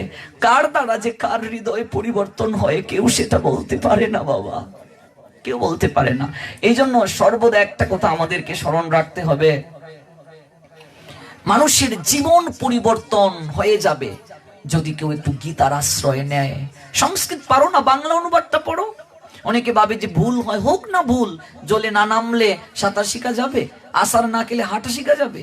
সাঁতার শিখিতে হলে আগে তবে নামো জলে, গীতায় প্রবেশ করো। ভুল শুদ্ধ ভগবান জানেন। দেখবে ভুল পড়তে পড়তে একদিন গীতা মা করুণা করে তোমায় শুদ্ধ করিয়ে দেবে। দধামি বুদ্ধি যুগম, আমি তাকে বুদ্ধি যুগ দান করি। গীতা বলছেন যুক্তব্যম আত্মা নাম মত পরায়ণ, কেউ যদি আমার সঙ্গে যুক্ত হয়, ওরে যুক্ত হলে মুক্ত মিলে। যুক্তটা ইম্পর্টেন্ট, যুক্ত হও। অনেকে আবার বলছেন আমি গীতা পড়বো, সেটাকে একেবারে ধুতি উতি পড়ে একেবারে আসন করে বসে পড়তে হবে, এমন কোনো কথা না। যদি সময় পাও ছুটির দিন এইভাবে পড়বে, আসন করে ধুতি উতি পড়ে। সময় নাই, দাঁড়িয়ে দাঁড়িয়ে পড়ো, এরপরও পড়ো। পড়ার টেবিলে রাখো গীতা। স্টুডেন্টদেরকে আমি সবসময় বলি, নিজের পাঠ্য পুস্তক শুরু করার আগে একটা অধ্যায় পড়ে নাও, নতুবা একটা শ্লোক হলেও পড়ে নাও। দেখবে ওই গীতা মা করুণা করে তোমার হৃদয়ের মাঝে জ্ঞান জাগ্রত করে দেবে। সংস্কৃত পারো না মা, বাংলা অনুবাদ পড়ো, বাংলাটাই পড়ো, দেখবে অনেক জানতে পারবে। আরেকটা কথা মনে রাখবে, যাদের চোখে অক্ষর জ্ঞান নাই তাদেরকে ভগবান ক্ষমা করে দেবেন, ওরা পড়তে জানে না। কিন্তু যাদের চোখে আলো আছে তাদের কোনো ক্ষমা নেই বাবা, কোনো ক্ষমা নেই। কেন? কারণ ভগবান এই জগতে অনেক লোক আছে যাদেরকে অন্ধ করে পাঠিয়েছেন। রেলওয়ে স্টেশনে দাঁড়িয়ে দেখো, তোমার চোখে আলো আছে, তুমি হাঁটতে পারো, তোমার পা দুটো সচল। কত লোক পঙ্গু, কত লোক অন্ধ, তাদের দিকে তাকাও, নিশ্চয়ই তাদের থেকে তোমাকে ভগবান ভালো রেখেছেন। ভগবান যদি প্রশ্ন করে তুই রিডিং পড়তে পারিস, তোর তো চোখে আলো আছে, তুই কেন পড়লে না, তুই কেন জানলে না, তুই কেন মানলে না? কি উত্তর দেব আমরা বাবা, কি উত্তর দেব? কোন উত্তর দেয়ার আছে? যারা পড়তে পারে না তাদেরকে ক্ষমা আছে। তুমি রিডিং পড়তে জানো, তুমি কেন পড়বে না, তুমি কেন জানবে না? মূর্খ আমি, নাহি মূর বেদান্ত পাঠের অধিকার। মহাপ্রভু বললেন আমি মূর্খ, বেদ পাঠ করতে জানি না। কৃষ্ণ মন্ত্র জপ সদা, গুরুদেব বলছেন ওই হরিনাম করো, তাতেই মঙ্গল হবে, হরিনামেই উদ্ধার হবে। কিন্তু তোমার চোখে আলো আছে, তুমি কেন পড়বে না? তোমাকে অবশ্যই পড়তে হবে। এই জন্য বারবার আমাদেরকে এই দৃষ্টিটা আনতে হবে। ভুল হোক, ভুল হতে হতেই শুদ্ধ। আমরা তো ভুল করে করেই শিখেছি, এখনো তো যে শুদ্ধ করেই পড়ছি তা নয়, এখনো ভুল হচ্ছে। কারণ দেবতাদেরও ভুল হয়, যোগীদেরও ভুল হয়, মুনিদেরও ভুল হয়, ঋষিদেরও ভুল হয়। মানুষ মানেই ভুল এবং শুদ্ধে। কেউ যদি বলে আমি ভুল করি না, সে মিথ্যেবাদী। সবাই ভুল করে, কেউ কম কেউ বেশি। আমিও যে ভুল করি না তা নয়, আমিও করি। কিন্তু বারবার আপডেট হতে হবে, চেষ্টা করতে হবে ভুল থেকে নিজেকে সরিয়ে নেয়ার। এই জন্য বাবা যুক্ত হও, একটু একটু পড়ো, দাঁড়িয়ে পড়ো। ধুতি পড়তে পারো না, প্যান্ট পরেছো, প্যান্ট পরে পরেই পড়ো। অমঙ্গল হবে না তাতে, গীতার অমর্যাদা হবে না, বরং অমর্যাদা হবে যদি লাল শালু দিয়ে বা রুমাল দিয়ে শুধু বেঁধে রাখো, ভেতরে যদি খুলে না পড়ো। এটাই গীতার অমর্যাদা, এর চেয়ে অমর্যাদা হতে পারে না। ভেবে দেখো, আমরা মনে করি আর যাই করি ভগবানের নাম নিয়ে যেন যেতে পারি। জীবন দশায় যদি নাম অভ্যাস না করি, মরার সময় কি মুখে নাম আসবে বাবা? এই জন্য গীতার 18টা অধ্যায়ের মাঝে একটা অধ্যায়ের নাম হচ্ছে অভ্যাস যোগ। তোমাকে অভ্যাস করতে হবে, অভ্যাস করতে হবে, অভ্যাস না করলে হবে না। এই জন্য গুরুদেব আমাদেরকে জপমালা দিয়েছেন, বসে বসে জপ করো। জপমালা থাকলে একটা তাগিদ থাকে যে গো আমার 16 মালা আজ পূরণ হয় নাই। এটা কেবল অভ্যাসের জন্য, আর কিছু না। ওই 16 মালা 8 মালা 4 মালা করলেই উদ্ধার হবে তা নয় গো। এটা অভ্যাস করছো, দেখবে তুমি যদি কোনো কিছু অভ্যাস করে ফেলো, হুসট কেলেও তুমি সেটা মুখ দিয়ে বলবে, তাই তো? কৃষ্ণ নাম করতে করতে অভ্যাস হবে, দেখবে জিহ্বা এমন একটা জিনিস যেটাকে বারবার বলবে, সেটা তার অভ্যাস হয়ে যাবে। ওই মরার সময় দেখবে অটোমেটিক তোমার মুখে নাম আসবে, ভেতরে নাম আসবে। এই জন্যই তো অজামিল তার ছোট ছেলেটাকে বেশি ভালোবাসতো। নাম রাখলো নারায়ণ, খাইতে গেলেও নারায়ণ, ঘুমোতে গেলে নারায়ণ, স্নান করতে গেলে নারায়ণ, ওই নারায়ণ উচ্চারণ বারবার করতো অভ্যাস। ওই মরার সময় যমদূতরা যখন বিশাল আকার নিয়ে আসলো, ভয় পেয়ে তার ছেলেটাকে ডাকলো নারায়ণ। কিন্তু সে তো জানে না এই নামটা যে ভগবান, কৃপালু তিনি। ডাকার সঙ্গে সঙ্গে ছেলেকে ডেকেছে বাবা, ভগবান তার দূতদেরকে পাঠিয়েছেন, যা ওরে অজামিল আমায় ডাকছে রে। সারাটা জীবন এত পাপ করলো, ডাকলো নারায়ণ ছেলেটাকে। দেখো আজ থেকে 50 বছর পিছিয়ে যাও, যদি কেউ বংশ তালিকা দেখো, দেখবে প্রত্যেকের দাদু, দাদুর বাবা, তার বাবা, প্রত্যেকের নাম কিন্তু বৈদিক। এরকম মধুসূদন, শ্যামানন্দ, রমাকান্ত, ব্রজবিহারী, মাধব, যাদব, মুকুন্দ। আর এখনকার আমরা মায়েরা নাম রাখি পাগলু, রুমিও, সেন্টু, মিন্টু, এরকম নাম, পিন্টু। নামের কোনো অর্থ নেই, বৈদিক নাম আমরা রাখি না। ধার্মিক মুসলমানরা দেখো নামের সঙ্গে একটা অর্থ থাকে, ওরা রাখবে আকলিমা, নিশ্চয়ই নামটার পিছনে হাদিসের কারণ আছে। করিম, রহিম, জালাল, জামাল, হাসান, হুসেন, তার পিছনে একটা কারণ আছে। আমাদেরকেও শাস্ত্র বলছে নাম রাখতে হবে বৈদিক। মনে করো তোমার 3টা ছেলে, একটা ছেলের নাম যদি ভগবানের নামে রাখো, অনন্ত নাম ভগবানের, যেটাই তোমার ভালো লাগে রাখলে, গোবিন্দই মনে করো রাখলে। তুমি যদি সারাদিন ভগবানকে নাও ডাকো, অন্তত তোমার ছেলের নাম যদি গোবিন্দ হয়, কয়েকশো বার গোবিন্দ বলবে। এই গোবিন্দ, ঘুম থেকে উঠ, আয় গোবিন্দ, স্নান করে আয় গোবিন্দ, বারবার ভগবানের নাম স্মরণ করছো। আর ভগবান বলছেন, ওরে আমার এই নামের মাঝে এত শক্তি আমি দিয়েছি রে, কেউ যদি সংকেতে আমার নাম উচ্চারণ করে, তাচ্ছিল্য করেও যদি কেউ আমার নাম উচ্চারণ করে, উপহাস করেও যদি কেউ আমার নাম উচ্চারণ করে, আমি তার কঠিন পাপ রাশিকে বিনষ্ট করে দেই। রাধারানীকে একদিন তার সখীরা বলছে, সখীরে তাকে যে সবাই কৃষ্ণ কলঙ্কিনী বলে, ও সখী রে তুই কি তাতে কষ্ট পাস না? তুই কি তাদেরকে অভিশাপ দেস না? রাধারানী বলছেন, সখীরে অভিশাপ কেন দেব, আমি তো তাদেরকে আরো আশীর্বাদ করি। আশীর্বাদ করিস? আর দুঃখ কেন পাবো সখী, আমি তো আরো আনন্দিত হই। যারা কোনোদিন আমার প্রাণনাথের নামটা উচ্চারণ করে না, অন্তত আমাকে দেখলে একবার হলেও তারা কৃষ্ণ কলঙ্কিনী বলে। সখীর এই কৃষ্ণ কলঙ্কিনী, ওই ডাকটির মাঝে কৃষ্ণ আছে, কৃষ্ণ আছে। এগুলো সময় পেলে দেখতে, ভাগবতের লীলা কত মধুর। আমার প্রাণনাথ এতটাই কৃপাময়, কেউ যদি তাচ্ছিল্য করেও তার নামটা উচ্চারণ করে, উপহাস করে উচ্চারণ করে, আমার প্রাণনাথ কৃষ্ণ তার ভীষণ পাপ রাশিকে নষ্ট করে দেয়। সখীরে তার অন্তিমে আমার প্রাণনাথের চরণে ঠাই হয়।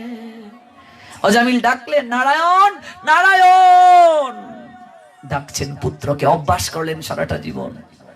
ভগবান দূতকে পাঠিয়ে দিলেন। ভেবেছ? এই জন্য নামগুলো রাখতে হবে বৈদিক। এখনকার নামের কোনো অর্থ নেই, সিরিয়াল দেখে দেখে আমরা নাম রাখি। নামগুলো বৈদিক রাখতে হবে, ওই নামই তোমাকে কৃপা করবে। আজকে সনাতনীরা নিজেদের সংস্কৃতি জানে না, নিজেদের কোনো কিছু উপলব্ধি করে না, তারা একেবারে নিজেদের ধর্ম যাজন থেকে, সংস্কৃতি থেকে একেবারে সরে যাচ্ছে তারা। এই জন্য সাধারণ মানুষের জন্ম আর ভগবানের জন্মের মাঝে পার্থক্য আছে। আমরা দুটো বিষয় জানলাম। 3 নম্বর, কর্মের পার্থক্য। সাধারণ মানুষ কর্ম করে নিজের কামনা পূর্তির জন্য, আর ভগবান কর্ম করেন আনন্দ লাভের জন্য। এই 3টা পার্থক্য। ভগবান কি করলেন?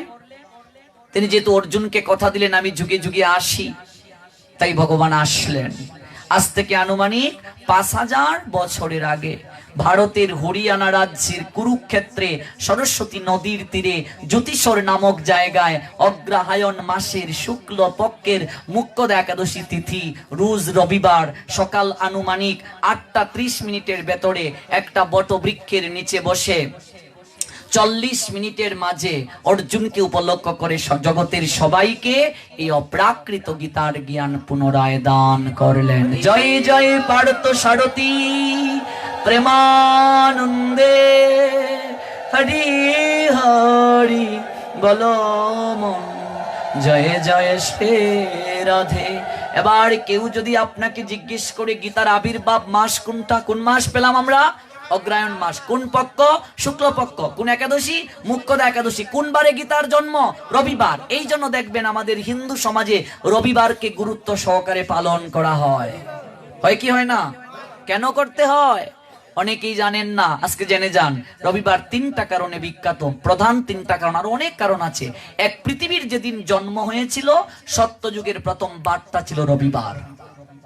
দ্বিতীয় কারণ, সমুদ্র মন্থন যখন করা হয়েছিল দেবাদিদেব মহাদেব কণ্ঠে বিষ রেখে নীলকণ্ঠ সাজলেন, সেই বারটা ছিল রবিবার। শ্রীমদ ভগবত গীতার জ্ঞান যেদিন দান করা হয়েছিল সেই বারটা ছিল রবিবার। এই জন্য রবিবারে কেউ যদি মাছ মাংস গ্রহণ করে তাহলে তার শরীরের অনেকটি গুণ নষ্ট হয়ে যায়। রবিবার যারা পালন করেন না, আজ থেকে জেনে গিয়ে আগামীকাল থেকে শুরু করেন, আগামী যে রবিবার আসবে তখন থেকে। রবিবারে মাছ মাংস খেলে প্রথমে যে গুণ নষ্ট হয়, আপনার আয়ু কমে যাবে, আপনার লাবণ্যতা মানে আপনার সৌন্দর্য নষ্ট হয়ে যাবে, আপনার সম্মান হানি হবে। তারপর কি, আপনি ধীরে ধীরে গরিব হয়ে যাবেন, বিত্ত কমে যাবে। অনেক কারণ আছে বাবা। তিথির সঙ্গে কিছু যুগসূত্র আছে। কেউ যদি ঘরের মাঝে লক্ষ্মীর কৃপা ধরে রাখতে চাও, বৃহস্পতিবারে আমিষ গ্রহণ করবে না, লক্ষ্মী তোমার ঘরে থাকবে বৃহস্পতিবার। রবিবার তো অবশ্যই পালন করবে। আর একাদশীর আগের দিন অবশ্যই সংযম। একাদশীর দিন তো অবশ্যই, আজকে তো অবশ্যই মাছ খাওয়া যাবে না। একাদশীর পরের দিন পালন করে কিংবা দুপুরে রাত্রে কোনো সময় মাছ খাওয়া যাবে না। কিছু তিথির সঙ্গে শরীরের যোগসূত্র আছে, এগুলো পালন করি না বলেই তো আমরা শরীরের দিক থেকে অনেক অসুস্থ হয়ে যাই। যেমন অমাবস্যা, পূর্ণিমা, মেডিকেল সায়েন্স বলছে, আয়ুর্বেদিক শাস্ত্র বলছে মাংসের মাঝে পোকা, ভাইরাস আক্রমণ করে এই সময়। এই জন্য পূর্ণিমাতে মাংস গ্রহণ নিষেধ। তাছাড়া বিভিন্ন তিথিতে কিছু সবজি নিষেধ করা হয়েছে। প্রতিপদ, প্রথমা, দ্বিতীয়া, তৃতীয়া, চতুর্থী, পঞ্চমী, ষষ্ঠী, সপ্তমী, অষ্টমী, নবমী, দশমী, একাদশী, দ্বাদশী, ত্রয়োদশী। এগুলো আমরা অনেকেই এগুলো পালন করি, আবার অনেকেই জানি না, পালন করি না। তবে সব পালন করতে তো আর একসঙ্গে পারবো না, ধীরে ধীরে চেষ্টা করতে হবে। এই জন্য মনে রাখবে, 3টা তিথিতে পাপ কার্য করলে এই পাপের কোনো ক্ষমা নাই, প্রায়শ্চিত্ত নাই। না expiation if you create 3 item বা 3 element. Number 1 Haribashar Tithi, number 2 Damodar month, number 3 Tithi of Akshaya Tithi. অক্ষয়া তিথি কার্তিক মাস বা নিয়ম মাস, আর হচ্ছে একাদশী তিথি। এই 3টা তিথিতে পাপ কার্য করলে এই পাপের কোনো ক্ষমা নাই। No expiation, no excuse, no forgive, only punishment, কেবল শাস্তি হবে। এই জন্য সংসারী মানুষ যারা এই 3টা তিথিকে অত্যন্ত গুরুত্ব সহকারে তারা পালন করবে। এক হচ্ছে কার্তিক মাস মানে দামোদর মাস, 1 মাস কোন ধরনের মাছ মাংস গ্রহণ করা যাবে না, আরতি করতে হবে, ভগবানের প্রসাদ পেতে হবে। অন্তত আমরা যারা 11 মাস ভগবানের প্রসাদ পাই না, আরতি করি না, অন্তত 1টা মাস ভগবানের আইন মানতে হবে, নতুবা 11টা মাস আপনি ভালো থাকতে পারবেন না, পারবেন না। কিভাবে ভালো থাকবেন আপনি? আপনি যদি এই অল্প ভোজন না করেন, কিভাবে আপনার শেষের দিনের কান্ডারি ভগবান হবেন যদি অল্প ভোজন না করেন? আর হচ্ছে একাদশী তিথি, যে একাদশী তিথি পালন না করলে পাপ হয়। এবং মনে রাখবেন, এই পাপের কোনো ক্ষমা নাই। 8 বছর বয়স থেকে একাদশী শুরু করতে হয়, 80 বছর বয়স পর্যন্ত সবাই করবে। যদি ভালো রেজাল্ট করতে চাও, ভালো পড়াশোনা করতে হবে। যদি মনে করেন যে আমি ভগবানের বিশেষ কৃপা পাবো, নির্জলা থাকবে, আমরা করি। আর যদি মনে করো না সম্ভব নয়, তাহলে জল খেয়ে করো, তাতেও যদি না পারো ফল খেয়ে করো, তাতেও যদি না পারো সবজি পাও, অন্তত পাপটা ভেতরে যাবে না। কিন্তু মনে রাখতে হবে সবজি সূর্যমুখীর তেল কিংবা ঘি দিয়ে রান্না করতে হবে।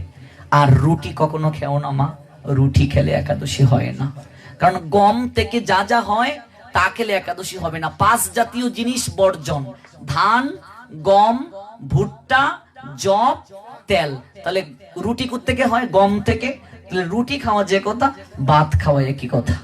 তাই আপনি কষ্ট করে তো একাদশী করছেন, রুটি খেলেও তো কষ্ট হয়। আমরা বাঙালি ভাতকে অভ্যাস, ভাতের মতো তার শক্তি পাই না। তো তুমি কষ্ট করে করলে কিন্তু তোমার হলো না, কৃপা হলো না, রেজাল্ট হলো না, কিছুই হলো না। তো এটার কি মানে? এই জন্য রুটি খাওয়া যাবে না।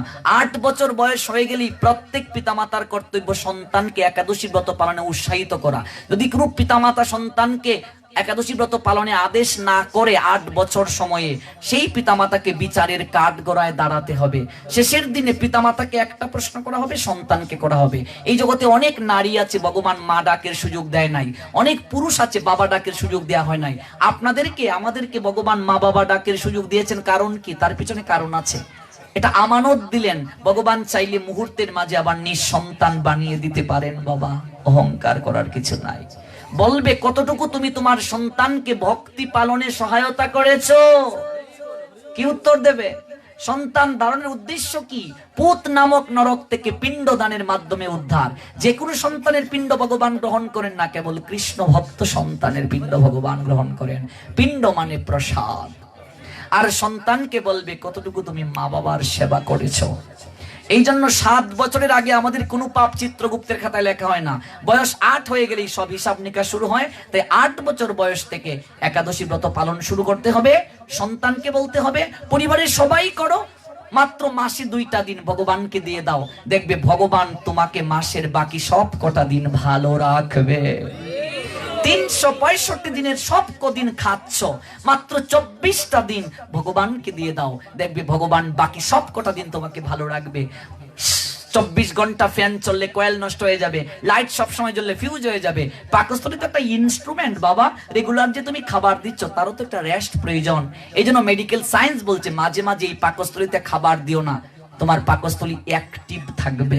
উপবাসের মাধ্যমে সায়েন্স এবং আমাদের ভাগবতীয় পন্থা বলছে উপবাসের মাধ্যমে 70টা রোগকে ভালো করা যায়, কেবল উপবাসের মাধ্যমে। আপনি 12 ঘন্টার উপরে পাকস্থলীতে খাবার না দিলে আপনার নাভিমূলে 100 তাপমাত্রা উৎপন্ন হবে।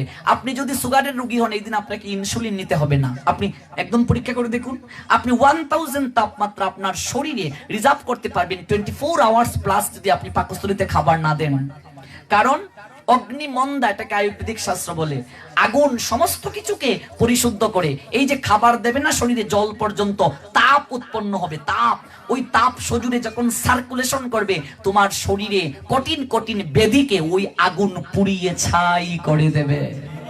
এই জন্য সায়েন্স বলে, ডাক্তাররা বলে মাঝে মাঝে পাকস্থলীতে খাবার দিও না, অ্যাক্টিভ রাখো, তোমার শরীর ঠিক থাকবে। আর দ্যাট মিন্স ট্রিটমেন্ট একাদশী। শরীর সুস্থ রাখার প্রক্রিয়া, শরীর একদম সুস্থ থাকবে। যদি কেউ নির্জলা করতে পারো তাহলে তো দেখবে তোমার শরীরে একটা রোগও থাকবে না। তবে আস্তে আস্তে, এগুলো তো একদিনে পারা যাবে না। মনে করো দেখি দুপুর 12টা পর্যন্ত পারি কিনা, দেখি আগামী একাদশীতে 1টা পর্যন্ত থাকবো, দেখি আগামী একাদশীতে 2টা পর্যন্ত পারি কিনা, দেখি 3টার পরে আমি জল ফল পাবো, দেখি সন্ধ্যা পর্যন্ত পারি কিনা। যদি সন্ধ্যা পর্যন্ত পারো, না এখন আর পারছি না, ফল পেয়ে পরের একাদশীতে চেষ্টা করবে, দেখি সন্ধ্যার পর পারি কিনা, দেখবে ধীরে ধীরে অভ্যাস হয়ে যাবে। শরীর মহাশয়, যাহা সও তাই সয়। আরেকটা কথা মনে রাখবে বাবা, ভজন করতে হয় শরীরে শক্তি থাকতে, বয়স হয়ে গেলে আর পারবে না। জয়টাই নির্জলা করলে ওইটাই রেজাল্ট ব্যাংকে জমা থাকবে। পরেরটা যদি না পারো, না করলে, এই যে ভৈমিক গতকাল গিয়েছে, আমরা তো প্রত্যেকটা একাদশী নির্জলা করি, একেবারে জল টল কিচ্ছু গ্রহণ করি না। কালকে তো আরো কঠিন ভাবে আমরা করেছি। তাহলে দেখুন, সারা রাত জাগরণ, গতকাল পাঠ, ঘুম নেই, এখন এসে আবার প্রবচন করতেছি, আবার সন্ধ্যায় গিয়ে আবার প্রবচন করবো। তাহলে ভেবে দেখুন, এই জন্য সাধনায় শক্তি আসে বাবা। সাধনা ছাড়া জগতে কিছুই লাভ হয় না। যেন রবিবার গীতার আবির্ভাব তিথি।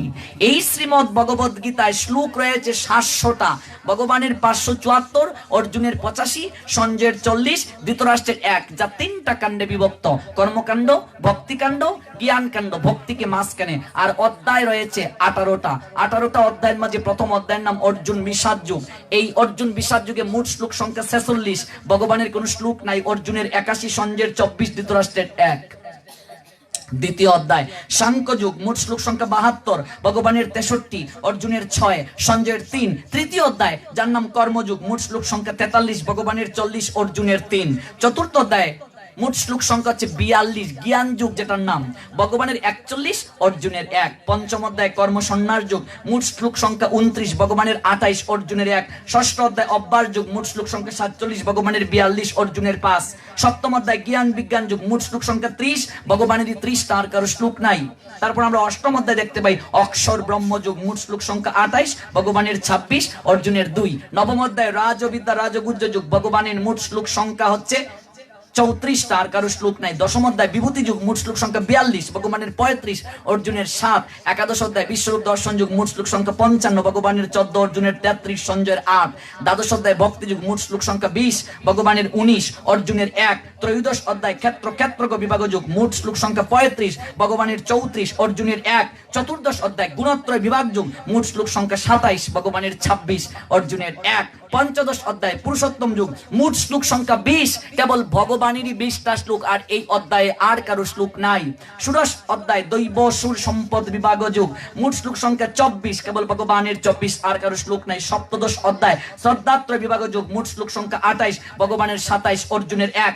অষ্টাদশ অধ্যায় মোক্ষ যুগ, মোট শ্লোক সংখ্যা 78। ভগবানের 71, অর্জুনের 2। সঞ্জয়ের 5, মোট শ্লোক সংখ্যা 700। ভগবানের 574, অর্জুনের 85। সঞ্জয়ের 40, ধৃতরাষ্ট্রের 1টি শ্লোক। জয় জয় শ্রী রাধে শ্যাম। অনুষ্টুপ ত্রিষ্টুপ ছন্দে গীতা রচিত।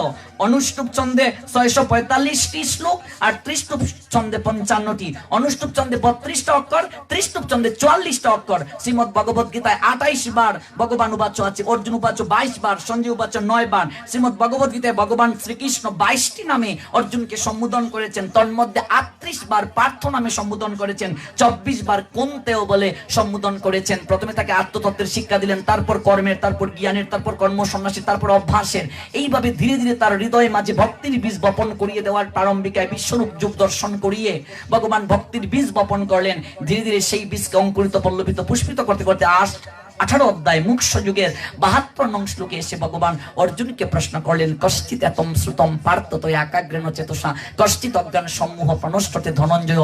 অর্জুন উত্তর দিলেন অষ্টাদশ অধ্যায় মোক্ষ যুগের 73 নং শ্লোকে, নষ্ট মোহ স্মৃতির লব্ধা তৎপ্রসাদাৎ মায়া অচ্যুত স্মিত অস্মিগত সন্দেহ করিষ্যে বচনম তব। হে পার্থ, তোমার কি অজ্ঞান জনিত মোহ বিদূরিত হয়েছে? তুমি কি যথাজ্ঞানে অবস্থিত আছো এই গীতার কথা শুনে? আবার অর্জুন বললেন, হে অচ্যুত, নষ্ট মোহ স্মৃতির লব্ধা, তোমার কৃপায় আমার সমস্ত মোহ দূর হয়ে গেছে। আমি যথাজ্ঞানে অবস্থিত আছি। তুমি এখন থেকে তুমি আমাকে যা বলবে তাই পালন করব। তাহলে পালন করো। কি পালন করবে? ভগবান জানিয়ে দিলেন, সর্বধর্মান পরিত্যাজ্য মামেকম শরণম ব্রজ অহম তম সর্বপাপেভ্য মোক্ষয়িষ্যামি মা শুচো।